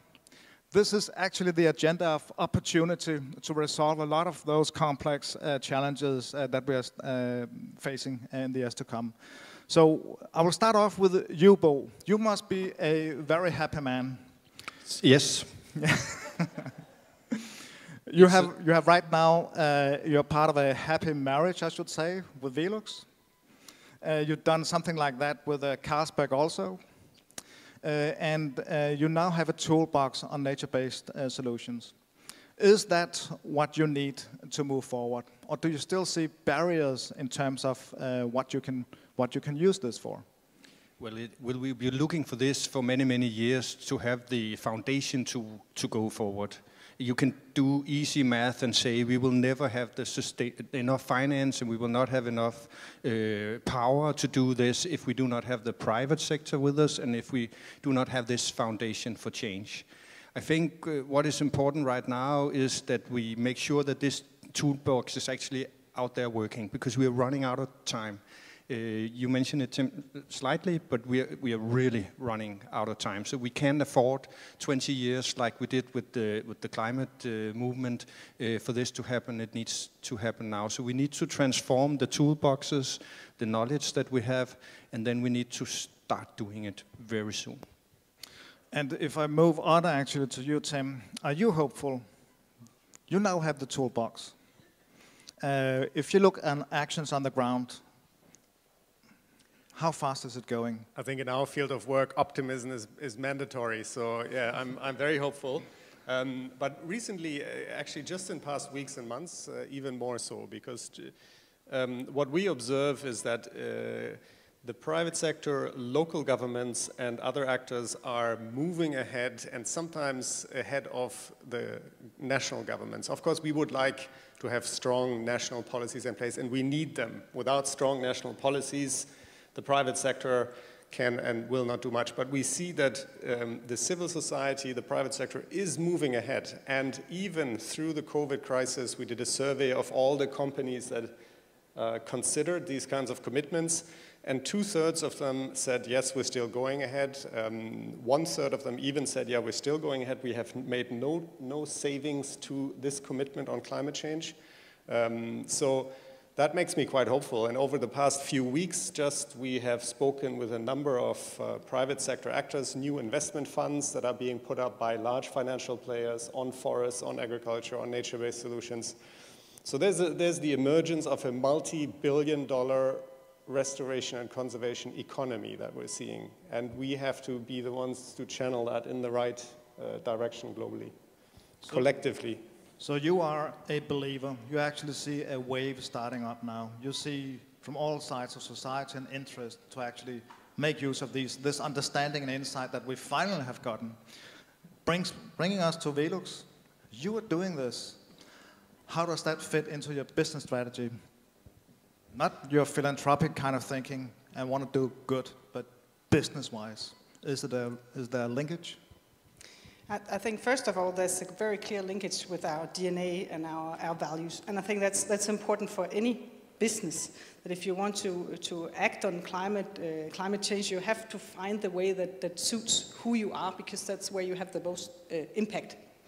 And so I don't think it's a one-size-fits-all. We are, of course, very convinced of what we're talking about here today, but for other businesses, there might be other ways of doing it. And we also, of course, respect that not every company is in the same privileged situation that we are, being foundation-owned, so it can be different. But apart from that, yes, of course, it also has a positive business impact. We haven't made any kind of return of investment calculations, because that is just fluffy numbers you can discuss. We've said we're going to spend in total on our whole strategy 1 billion Danish kroner. That's what we are ready to spend. And what comes back, how it comes back in terms of happy employees or better recruitment or customers who are more happy, innovation in our product development, creativity being unleashed. I don't know. We have not put any numbers on that because we don't think it makes sense. It's a question of we want to do the right thing, and then for the planet, but for ourselves, it's a question of trust. And yeah. It's very interesting because I think it's something that you hear more and more often from private sector actors. It's also an issue about being able to attract best talent into your company, that you actually have a clear position on wanting to make a difference, not only of socio-economic issues, but also natural issues. Which brings us to you, Stefan. Classical development. This is not just about saving monkeys. There's something else to this. Why is that becoming relevant now? Why is that coming to the forefront at this stage, as you have seen it from working with development policy for many years? No, sure. Thank you, Jarl. And I'll dive into answering your question, but I just need to appreciate this event a little bit, if you allow me. We started out with an extraordinary good video with Bo and our minister. And when you see an upbeat video, you think, okay, what's going to happen here? Is that the high point? It was a good video, but then what happened was that we got so many good speakers on the floor, and I'm impressed by the knowledge and the insights that has been discussed today. So this is extraordinary. And why is that? Why is it relevant? Is there a wave coming? I do believe, and I think facts, as mentioned, are speaking their clear language. For us, and you heard our minister, this is certainly something that we need to absorb and take on board. And having said that, and before making it a wave, let's also remember that it's not new. Working on these issues has been part of our DNA for many years. You were kind enough to mention some of my earlier working places, so to speak. But I was 4 years in Nepal many years ago, and there we had a program called NAMSAP, which is a forest user group trying to to include super marginalized groups of society in a sustainable way of living and using the forest. In Ethiopia, where I was quite recently, they have a super ambitious plan to translate the agricultural sector into a machine in the economy, creating growth and so forth. It needed greening. We took part in that, creating much more sustainable solutions. So it's been there, but we need to do more. And how do we do that? We need to be systematic. We need to link up with our partners. Rasmus is on this agenda, part of a government with a clear ambition to step up green investments. And it's taking place. There's a strategy coming. Perhaps we can talk about that later. And the ambition is crystal clear. It's going to be even greener. So we have put more funding into key partners. Some are sitting here. We have partnerships with Bo and other very, very solid NGOs. So they are all part of the equation, but so is the private sector. And it's a super, really, really inspiring story that we need to carry with us. But then again, there's been a lot of examples from the past. We are learning how do we do this more systematically? How do we scale it? I think you said, Tim, in your presentation, agendas are converging here. So working with this is also doing other things. It's also addressing other challenges. It's a concept, it's a tool that we need to bring in, and I think this is key. Stuart's presentation mentioned the Bonn projects, I think they're called, and had a figure of creating more than 300,000 jobs. And looking at development more broadly, jobs is key. So I think that's an interesting example. I spoke too long, but yeah. No, extremely useful. The entire emphasis on working on greening development with a focus on exactly jobs and also as a counter to increased migration factors, etc. I mean, it all hangs together. The problem here now is time and scale, and barrier-wise. When we talk time and scale, what can we do? We have the framework. We know there are barriers. What can we do? Yeah, so I'm guessing that this is a lot about how we think and how we go about projects like this, and that's why it's so interesting that there's a new strategy under development, because there we have the opportunity to set, you could say, the barriers, what would we like to support and invest in, and then all the different organizations and parties who have this knowledge, they know the framework, and we can bring ideas forward. I think one of the most important things that have happened the past few years is that earlier on there used to be this idea that there was a conflict between fighting poverty and saving nature. Now we've proven, we also have some projects which are funded by the Danish state. We have proven that these can go hand in hand and compete with other types of projects. There also used to be a conflict between short-term crises and long-term solutions that will prevent future crises. Now we know that we can create jobs by doing mangrove restoration, and then we will have more security on food and water and protection against floods and so on later on in the process. So I think all of these misconceptions, now we have proven that it doesn't need to be like that. You can do both. We will have a framework, and so I would like that we could have a committee or something, some body that could support this work, so that it will really be easy for those of us who are eager to get started to actually do it within the framework of all the other interests and political needs there may be. Excellent. So you're specifically proposing that would be some kind of a platform or place or process or committee or whatever that would actually help accelerate that kind of thinking, advising what could be done in context of a new strategy? Is that exactly, because we've seen this working on climate and so on. Why not have a nature ambassador, for example, that has proven to work really well for climate? Have a committee that can support, have an independent council that can advise. Let's do it now. Instead of talk about it in 10 years like we did in the climate situation, then we will have fewer problems later on. I noted the word nature ambassador. That's interesting. One of the challenges that, I worked for a number of years at the World Bank, and one of the issues was always coupling finance with ambition and actions. How do you do that? Looking at the private sector, that's one arena. Another arena is finding ways to put value on these externalities, get it inside, how should we say, the government's machinery way of thinking. We have learned it takes time.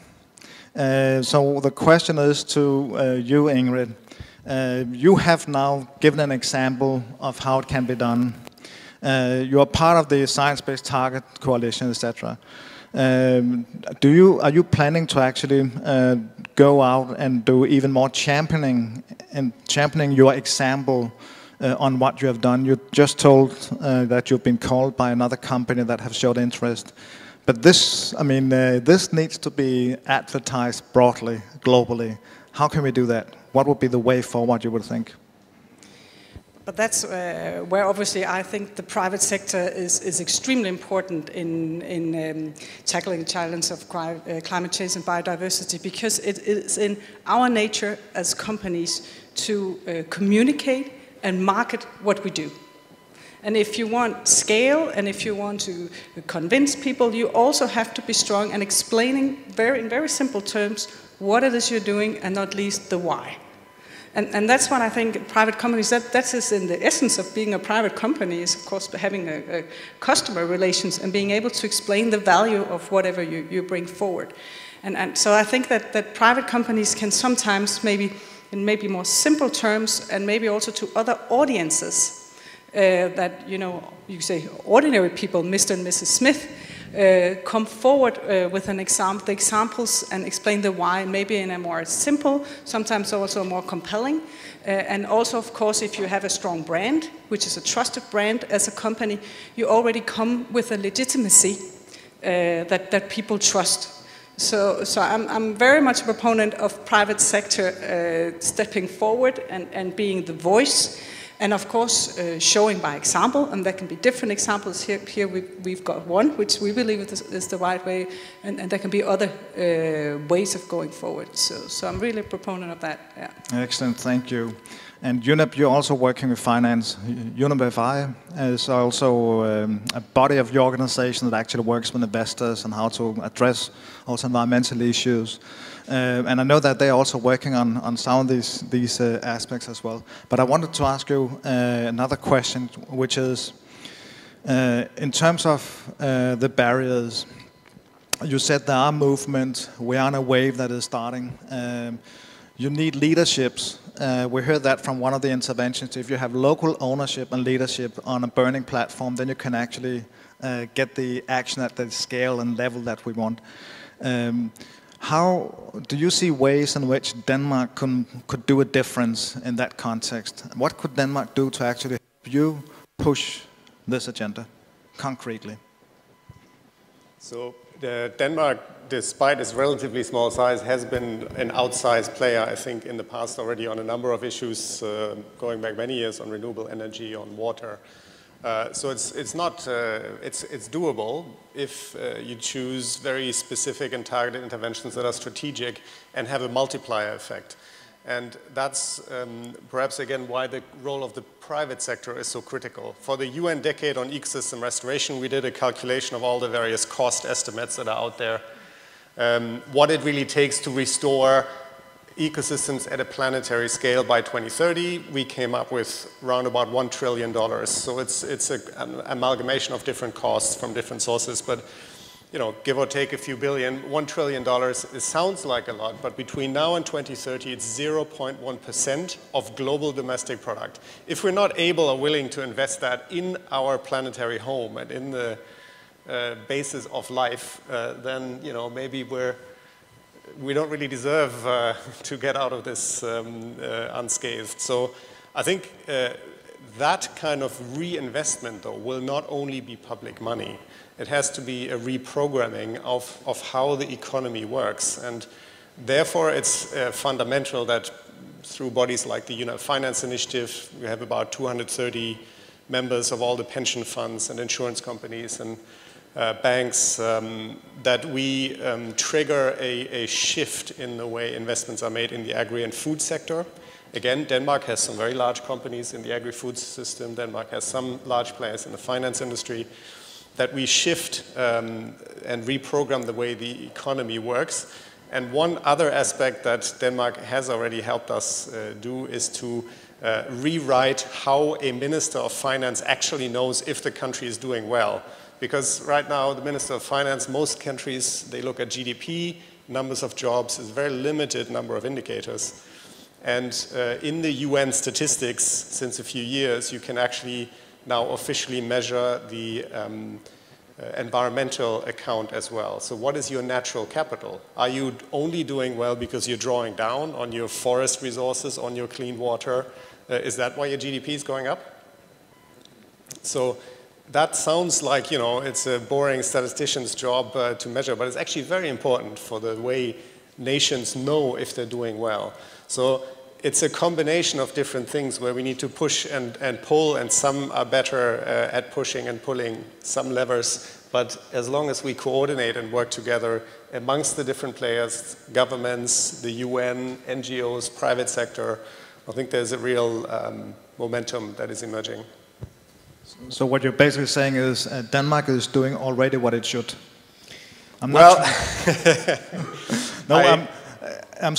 just gonna provoke you a little bit by asking you if there would be an ask for Denmark, and on top of all the excellent things that are already happening, what would it be? Well, Denmark, I think, is well known for the water and renewable energy sector. To add nature to that would, I think, be what would be ideal at this point, because it can contribute to a lot of these agendas that we talked on today, and to say, yes, you know, Denmark is making green investments now also priority of official development assistance would be great. Yes, exactly. And at a point in time where we have climate change impacts deteriorating livelihoods locally, also in migrant producing areas, there's actually a lot of you know, common interest in addressing this kind of issue in such a way. Well, the strategy itself, you haven't even started. It's coming, so it's too early to say anything actually really about the strategy. But I guess it is fair to say, Stephen, with this government and with Rasmus's kind of approach to greening development, it does provide an opportunity to bring, how should we say, balance between the three dimensions and in accordance with the SDGs that we actually never have seen before. Does that pose an opportunity, you think, in terms of also partnering with new partners in civil society or business or investors, etc.? Thank you, Jan. But I think you said it, Tim, in two words: add nature. It's unfortunate that we are at that point where we need to remind ourselves to add nature. That's why we're sitting here. But having said that, of course, moving forward with a strategy, having a government with a crystal clear ambition to move on these agendas, this is going to change things. Exactly how is way too early, as you say. But I think with the standards, with the experience on the table, with Tim being kind enough to remind us that we do have a critical mass of knowledge also here, I think it is going to change. It's going to be visible. But I think another key word is partnerships. I think the current strategy is already based on partnerships. It's going to be even more so because it's crystal clear on this and on many other agendas that development assistance will not do the trick alone.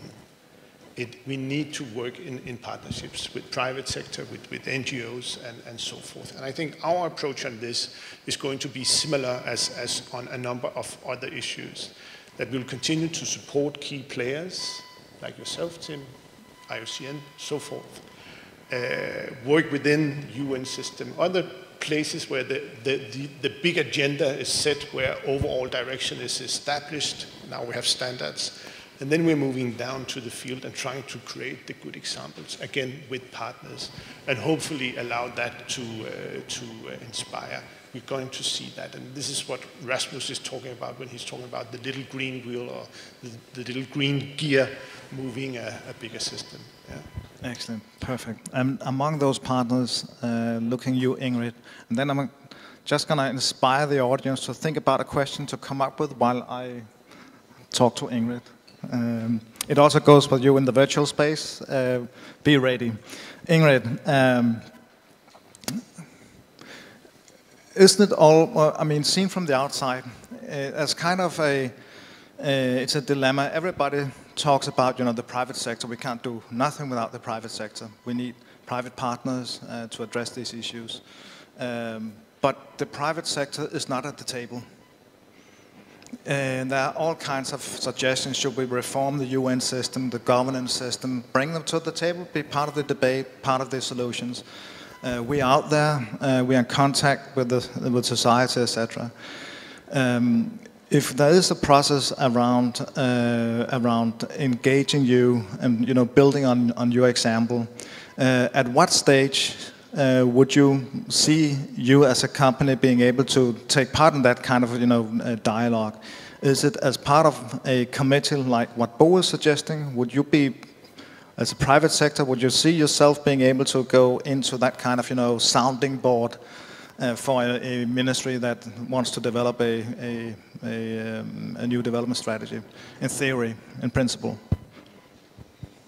Most definitely, we would like to share experiences and also maybe open maybe the eyes of what is important for a private company. And that's why I think it's extremely important following the partnership approach, because in the past year that we've been sitting together with WWF, I don't think that any of us would have arrived at where we are if we hadn't been together. So that goes without saying. We've both become more clever and have co-created in the process. And with regards to the UN negotiations and the COPs and all that, I've attended quite a few myself, but I've always had to, first of all, struggle to get a badge, as I'm sure some of you have tried. And then there's like, okay, Danish Confederation of Industries, they have 7. Okay, can we have 1? And then you find, of course, you're in the tent outside and trying to do some side events and all that. And of course, I know there's very good reasons for that, and not least that the private sector is not one sector. There's also some quite different, very, very strong private interests who are definitely not in favor of the discussions that we have here. So I respect that. But I've sometimes felt like, okay, we're very much on the outside. Can't we please come in and, show some examples and some solutions? And then if I just may add, what I think is also important for private companies when you enter into partnerships like this is, of course, that whatever climate change action, nature action you take, that you can be certain that you preserve the trust that you have spent maybe decades on building with your customers. Because that's what it's all about. If you lose the trust as a company, whether it is towards consumers or other businesses, then it takes years to build up, and you can lose it very, very fast. So I think companies would be looking for climate and nature action where, of course, you maximize impact, like we see here, but also where you minimize risk. And that's why I think the nature-based solution approach is extremely interesting and relevant, because, of course, for a company, you cannot do good in one area, saying now we're doing something for the climate, but if at the same time you have creating troubles for the local communities or hindering development biodiversity, etc., of course, in the end, it's a question of you lose your trust. So I think it's both the maximizing impact and the minimizing risk that is important for the private sector, and that's why we find this holistic approach extremely compelling. Excellent, thank you. Can I then ask the audience if there's any questions? Please come to the microphone, and Trine, also be ready if we have hundreds of questions in the cyberspace. Please go ahead. Please tell me who you are or where you come from.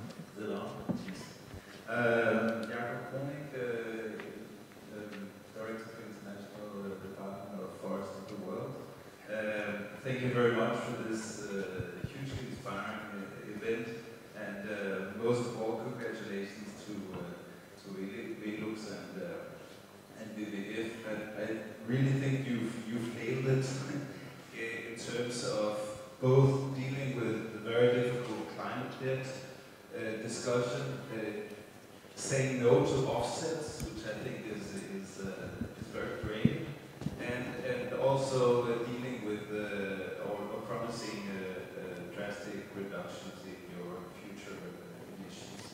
And maybe I would like you to reflect a little bit later on setting the bar so high. Do you think it's possible for the majority of companies to follow, to actually do something? I hope they will. And then I'd like to turn also to Stefan, to a similar example of what I think has been one of the biggest Danish climate investments in history, where Denmark has supported countries in Latin America mainly, but like Bolivia, Peru, Nicaragua, in safeguarding huge forest areas with rights, territorial rights. And as we look at WWF, they are fulfilling what IPCC and IPBES, the EBS, the Biodiversity Ecosystem panel are saying is that if you want to, you need to do something fast with biodiversity and climate. The only thing you can really do very fast is protecting huge carbon-rich ecosystems like peatlands, but also tropical forests. What EBS is also saying in their global assessment report using IUCN data is the most efficient way of doing it is through indigenous people's rights regimes. They cannot do it alone, they need support. And Denmark did that support during 10 years and have assisted in these 20 million hectares, which many of them are still there, but are under high pressure. So my question to Stefan is also to reflect a little bit on the huge forest fires, which we see also this year, achieved a lot of attention last year. But what can Denmark do, and what will Denmark do in this new strategy with relation to safeguarding indigenous people's rights? Thanks.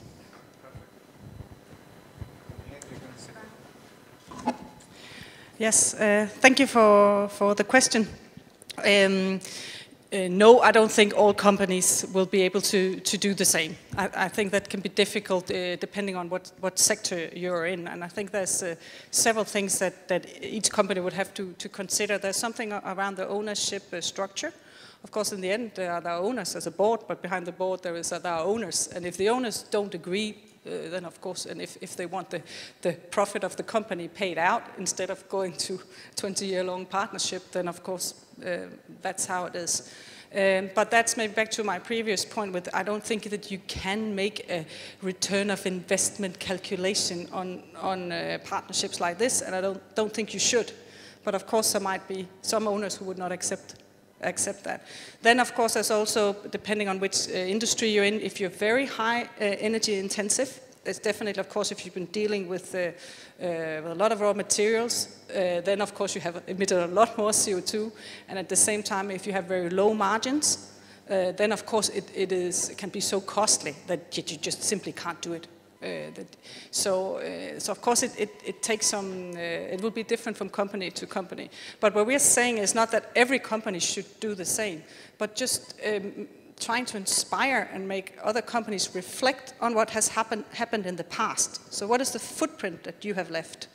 And here we're talking about the carbon footprint, but it could maybe also be, I don't know, chemicals emitted or plastics, or it could be also within other areas. So trying to say it's not good enough just to draw a line in the sand and say from now on we will behave really well. Because we all know that after 2050 we have to become carbon negative, and for that we have to capture carbon from the atmosphere. So someone has to step forward and do something more.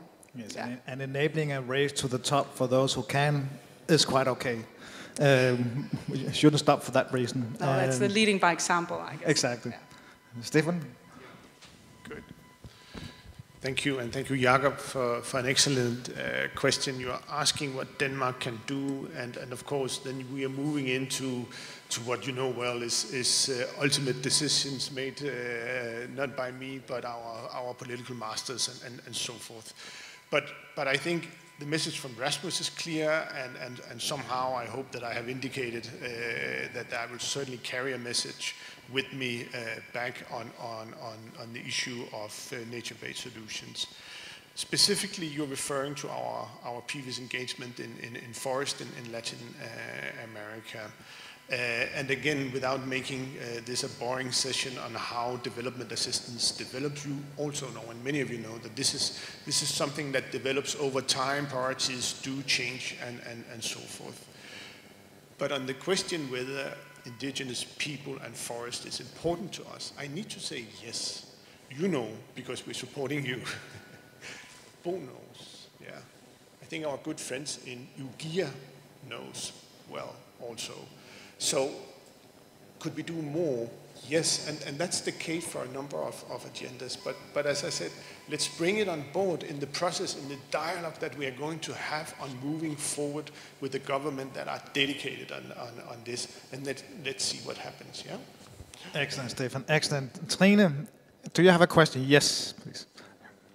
Yeah, thank you, Jarl. This is a question from Helene Gjerding, who is from the Danish umbrella network called 92 Group, and she's asking if any of the panelists can comment on the need for legislation, be it national or international or EU. Would it help, and what kind of legislation would be helpful? Thanks. That's a small question.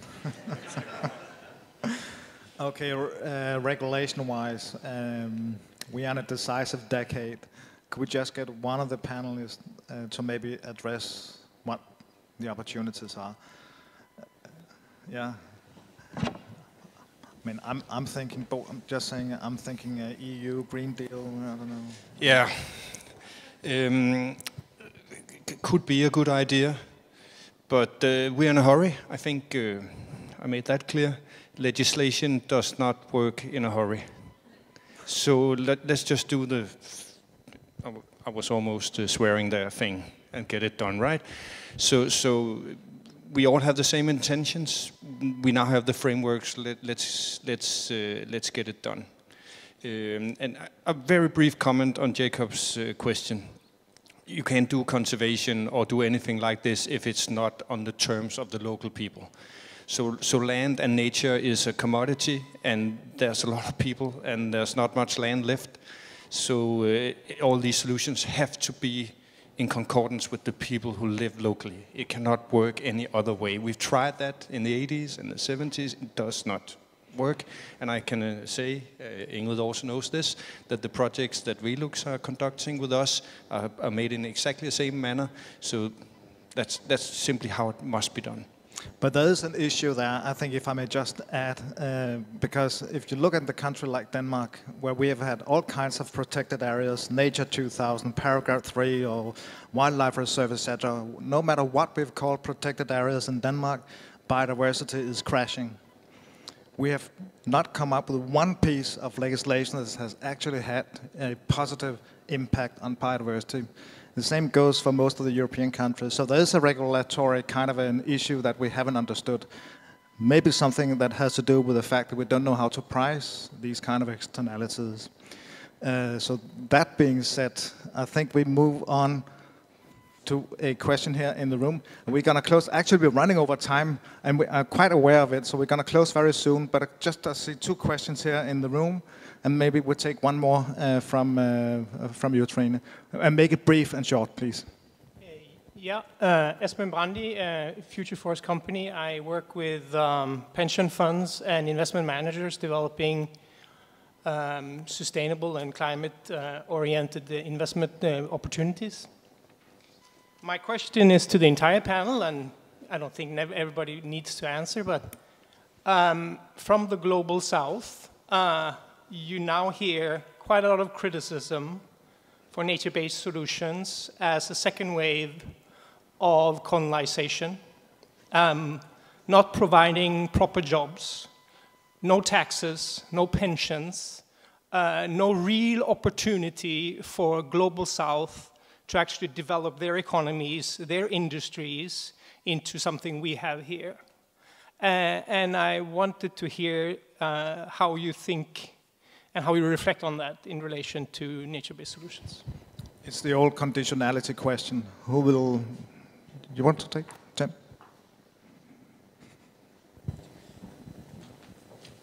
Yeah, thanks, Aspen, for that question.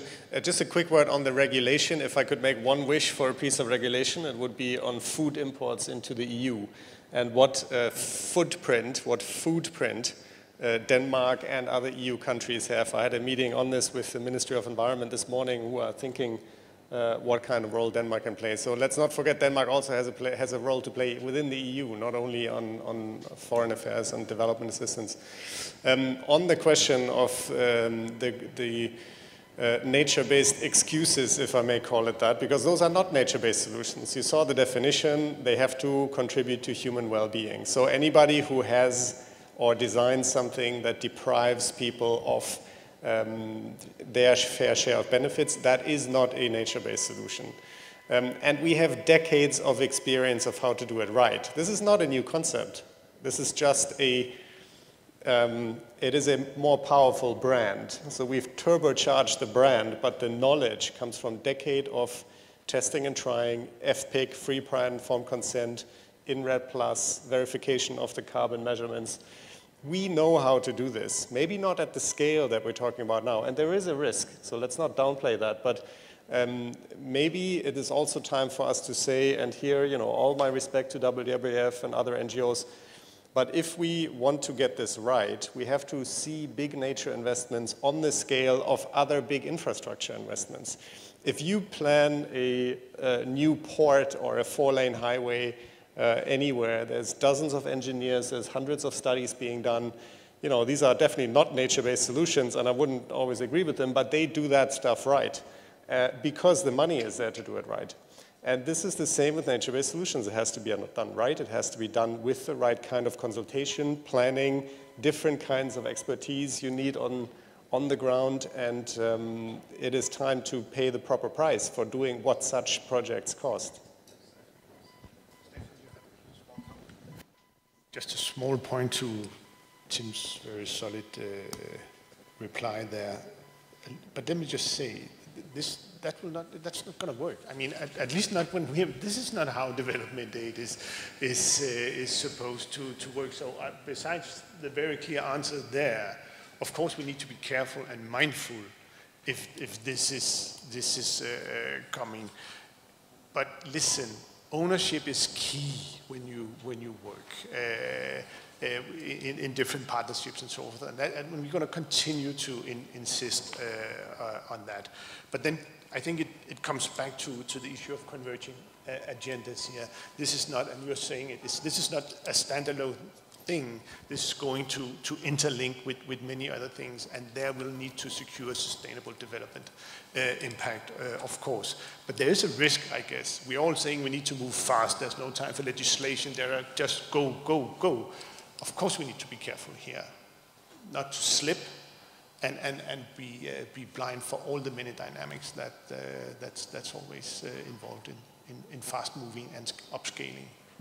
Yeah, it requires perhaps a new scale or level of agility, or doing development differently, as we know when the ministry is also discussing a lot on how to do that. Tim, you had, but we have a very, very brief question, because then we have a question coming from the floor. Everything you do must have some kind of funding. Most of the nature-based solutions we've seen so far has been funded by organizations or foundations who have conservation at the heart, and not necessarily the whole society as a part. That's why it's so interesting what Ingrid says. We see this as risk management. I see this as an opportunity, but we have a shared interest, because then you make sure you see this. The same goes with development aid. You have political aspects, you have partnership aspects, and so on. So the judgment of the projects we've seen so far, you have to see it through the lens of how they were created. I think what we're discussing here today is in another size, and will be better suited to make sure that all interests are met. Excellent. Do you have a question? Brief. I do. I'm going to try to be brief. My name is Leslie Snyder, and I'm the director of the Mental Health and Psychosocial Support Collaborative. We're hosted by Save the Children here in Denmark. And I know this may sound a bit unusual, but we actually have a climate change mental health researcher working with us from Johns Hopkins University. And I'm learning a lot. I've learned a lot today, but we're studying the interface of mental health and psychosocial well-being among conflict-affected children and families and youth, and that bi-directional relationship. And I heard words here that really resonated with me, which was safeguarding nature, safeguarding societies. Well, this is what we're into, the safeguarding of children business and safeguarding of youth. And I also, several years ago, had the privilege to hear Kevin Bales speak about his book, Blood and Earth, I believe it's called, on human slavery and the interface with ecocide. And all of these things really resonate with me. I realize I'm speaking with more of development people here on the panel, but do you see the interface with the humanitarian world? And of course, what we have is the root causes of conflict, forced displacement and migration, and also the effects of migration. Refugees, when they cross borders, when they land in camps, also have a huge footprint. So I'm wondering if you see that interface, and if you also see the possibility in terms of this building back better, a way that we can get the youth that we engage with around this issue involved with green jobs, because they have fabulous ideas. And I'll refer you to our website and our video where we interviewed youth from Southern and Eastern Africa, sort of to look at the ideas they came up with. But do you see the interface? I'm just finding it myself, but I'd love to hear from you. It's a great question. Who would like to take that one? I can make a brief comment. Yes, there's a very big interface, and that's why I mentioned earlier that these solutions can create jobs just like any other solution. Every 2 years or so, Danita evaluates the partners, how they're doing, and these green solutions, We Do Them Care and others, they perform pretty well, so they can be interlinked. And then you have to remember also the long-term perspective. If we do not do this, we will have more problems of that kind. So this is both a short-term and a long-term solution, perhaps also supporting humanitarian needs. We're very involved with something called the Great Green Wall Initiative, which is building more resilience across the Sahel. And it started as a forest and landscape restoration initiative in 2007, but it has really evolved now to be more of a focus how to use land management to ensure equal rights and access, to ensure health and prosperity. So restoration of ecosystems has morphed more into a humanitarian and peace agenda there. It's quite an interesting project to study, a huge project. And So your question is super important. For the UN Decade on Ecosystem Restoration, we did about 100 youth consultations that were all self-organized. So all these different events happened by youth who got together and brainstormed what they could do with this UN Decade as ecopreneurs. So we didn't even have to organize it. So there's so much enthusiasm out there, and they sent us a report. This is what we want. Here's how we want to get this done. So absolutely, you're right. There's so much enthusiasm and potential out there. Thanks for raising that. Okay, and very brief, Stefan. Okay. No, I'll do super brief, yeah. Just to underline, I mean, when nature collapses and people are displaced, you're often faced with a humanitarian disaster that you need to address immediately. But the solution to improve the situation and to create stronger resilience is a development challenge. But the things are interconnected, and we see it as that, certainly. Excellent. I'm noting nobody's leaving the room, and we're way over time, so we're just going to do one question from you, Trine, from the cyberspace, and then we're going to round up and close. So. Yeah, thank you, Jarl. This is another question from Myanmar, and it's more of a development question, I guess. It goes to any of the panelists, but what do you see? What's the importance of least developed countries like Myanmar or Uganda, we've talked about earlier, for them to actually take action on the nature-based solutions, for them to prioritize it? And how do you see countries like those being supported in doing so? I think we've heard from VLUX and WWF in supporting it, so maybe Stefan and Tim, over to you. Thank you. Yes, I can take it. I'm sure Denmark and the ministry also has a lot to say on that. The role is, of course, one where we have countries with very little investment opportunities domestically and a very low responsibility for the for the carbon footprint. Low emissions, so there's not much for them in their nationally determined contributions under the Climate Convention to invest themselves. But what they can do is to create the enabling conditions for the kind of investments for these projects we've heard, or ODA, to flow and be effective on the ground. And Uganda is doing that a lot. 2 days ago, I looked at the NDC for Rwanda. There's a number of countries across Africa that have made nature-based solutions a big part of their climate response, and interestingly, often from an adaptation perspective. So what those countries can do is ensure there's the right, good rule of law, good governance, the right enabling conditions for these investments to flow. That is, I think, the biggest contribution they can make. Perhaps just to add, I mean, the question is a strong case for long-term development assistance, because it's in that relation that we, at least as a government, establish a deeper understanding and a good relation with a partner country, and can work on many of the issues that Tim is rightly pointing to. But we need to realize what you're saying, that resources or capacity to do this is, of course, not always high, and we all have a task here to build up. Yeah. Excellent, thank you.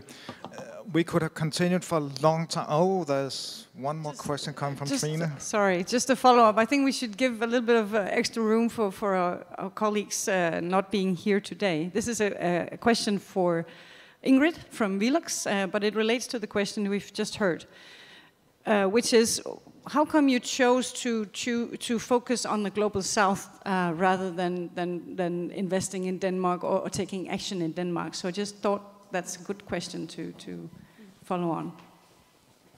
Yeah, so of course we discussed that also during the many months that we've been sitting together. Without being an expert, I know that of course there are also biodiversity challenges in Denmark. The reason for choosing on the global south was the effectiveness of the carbon capture projects in the global south and the very positive effect on biodiversity. And then also, just from a purely internal point of view, we also have our foundation, which is very involved with the Danish Nature Found, etc., already very active. So we have an arm's length principle, which is part of the Danish legislation, where you have a foundation that you can't overlap. So that was also a very, very internal reason for that. But we based ourselves on the expertise and our good partners from WWF, and that's back to the whole partnership approach. Excellent, thank you. And I'll leave that being the last word, which is actually resonating extremely well. Keywords, partnership, but also one's risk, another's opportunity, you told us. I think we can sum it up in a general recognition that natural-based solutions is definitely a tool that needs to be integrated in how we do development. So good development perhaps is one that is also more green as compared to what we've seen before. We've heard very specific proposals on what Denmark could do more. Should it be a committee or platform or process that could help create a debate around these issues that could inspire some of the discussions around the strategy. A nature ambassador came up. I thought that was an interesting idea. If we know that we are dealing with planetary boundaries, and we do have on climate, should we have one on biodiversity and nature, perhaps? And what we also, I think, is learning, leadership comes everywhere, from businesses that sees not only own interest, but also a more altruistic approach to what we just need to do.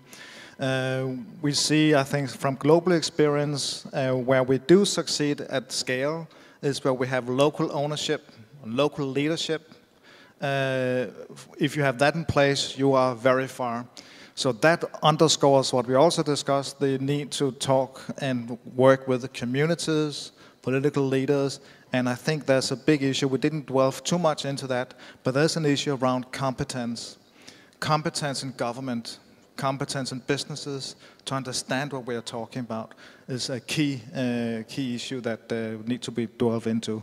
But as Stuart also said, the nature-based solutions is not a fixed and done toolbox. It's a framework that now needs to be given content and value and much more specific tools as we move forward. So a process has been started. The tent is open, and it's for our own curiosity to bring scale and speed forward as we walk away from this room in whatever role we have. We do have a responsibility to act. Having said that, thank you for your patience in every way, and have a great weekend. Thank you. Let's applaud our panelists.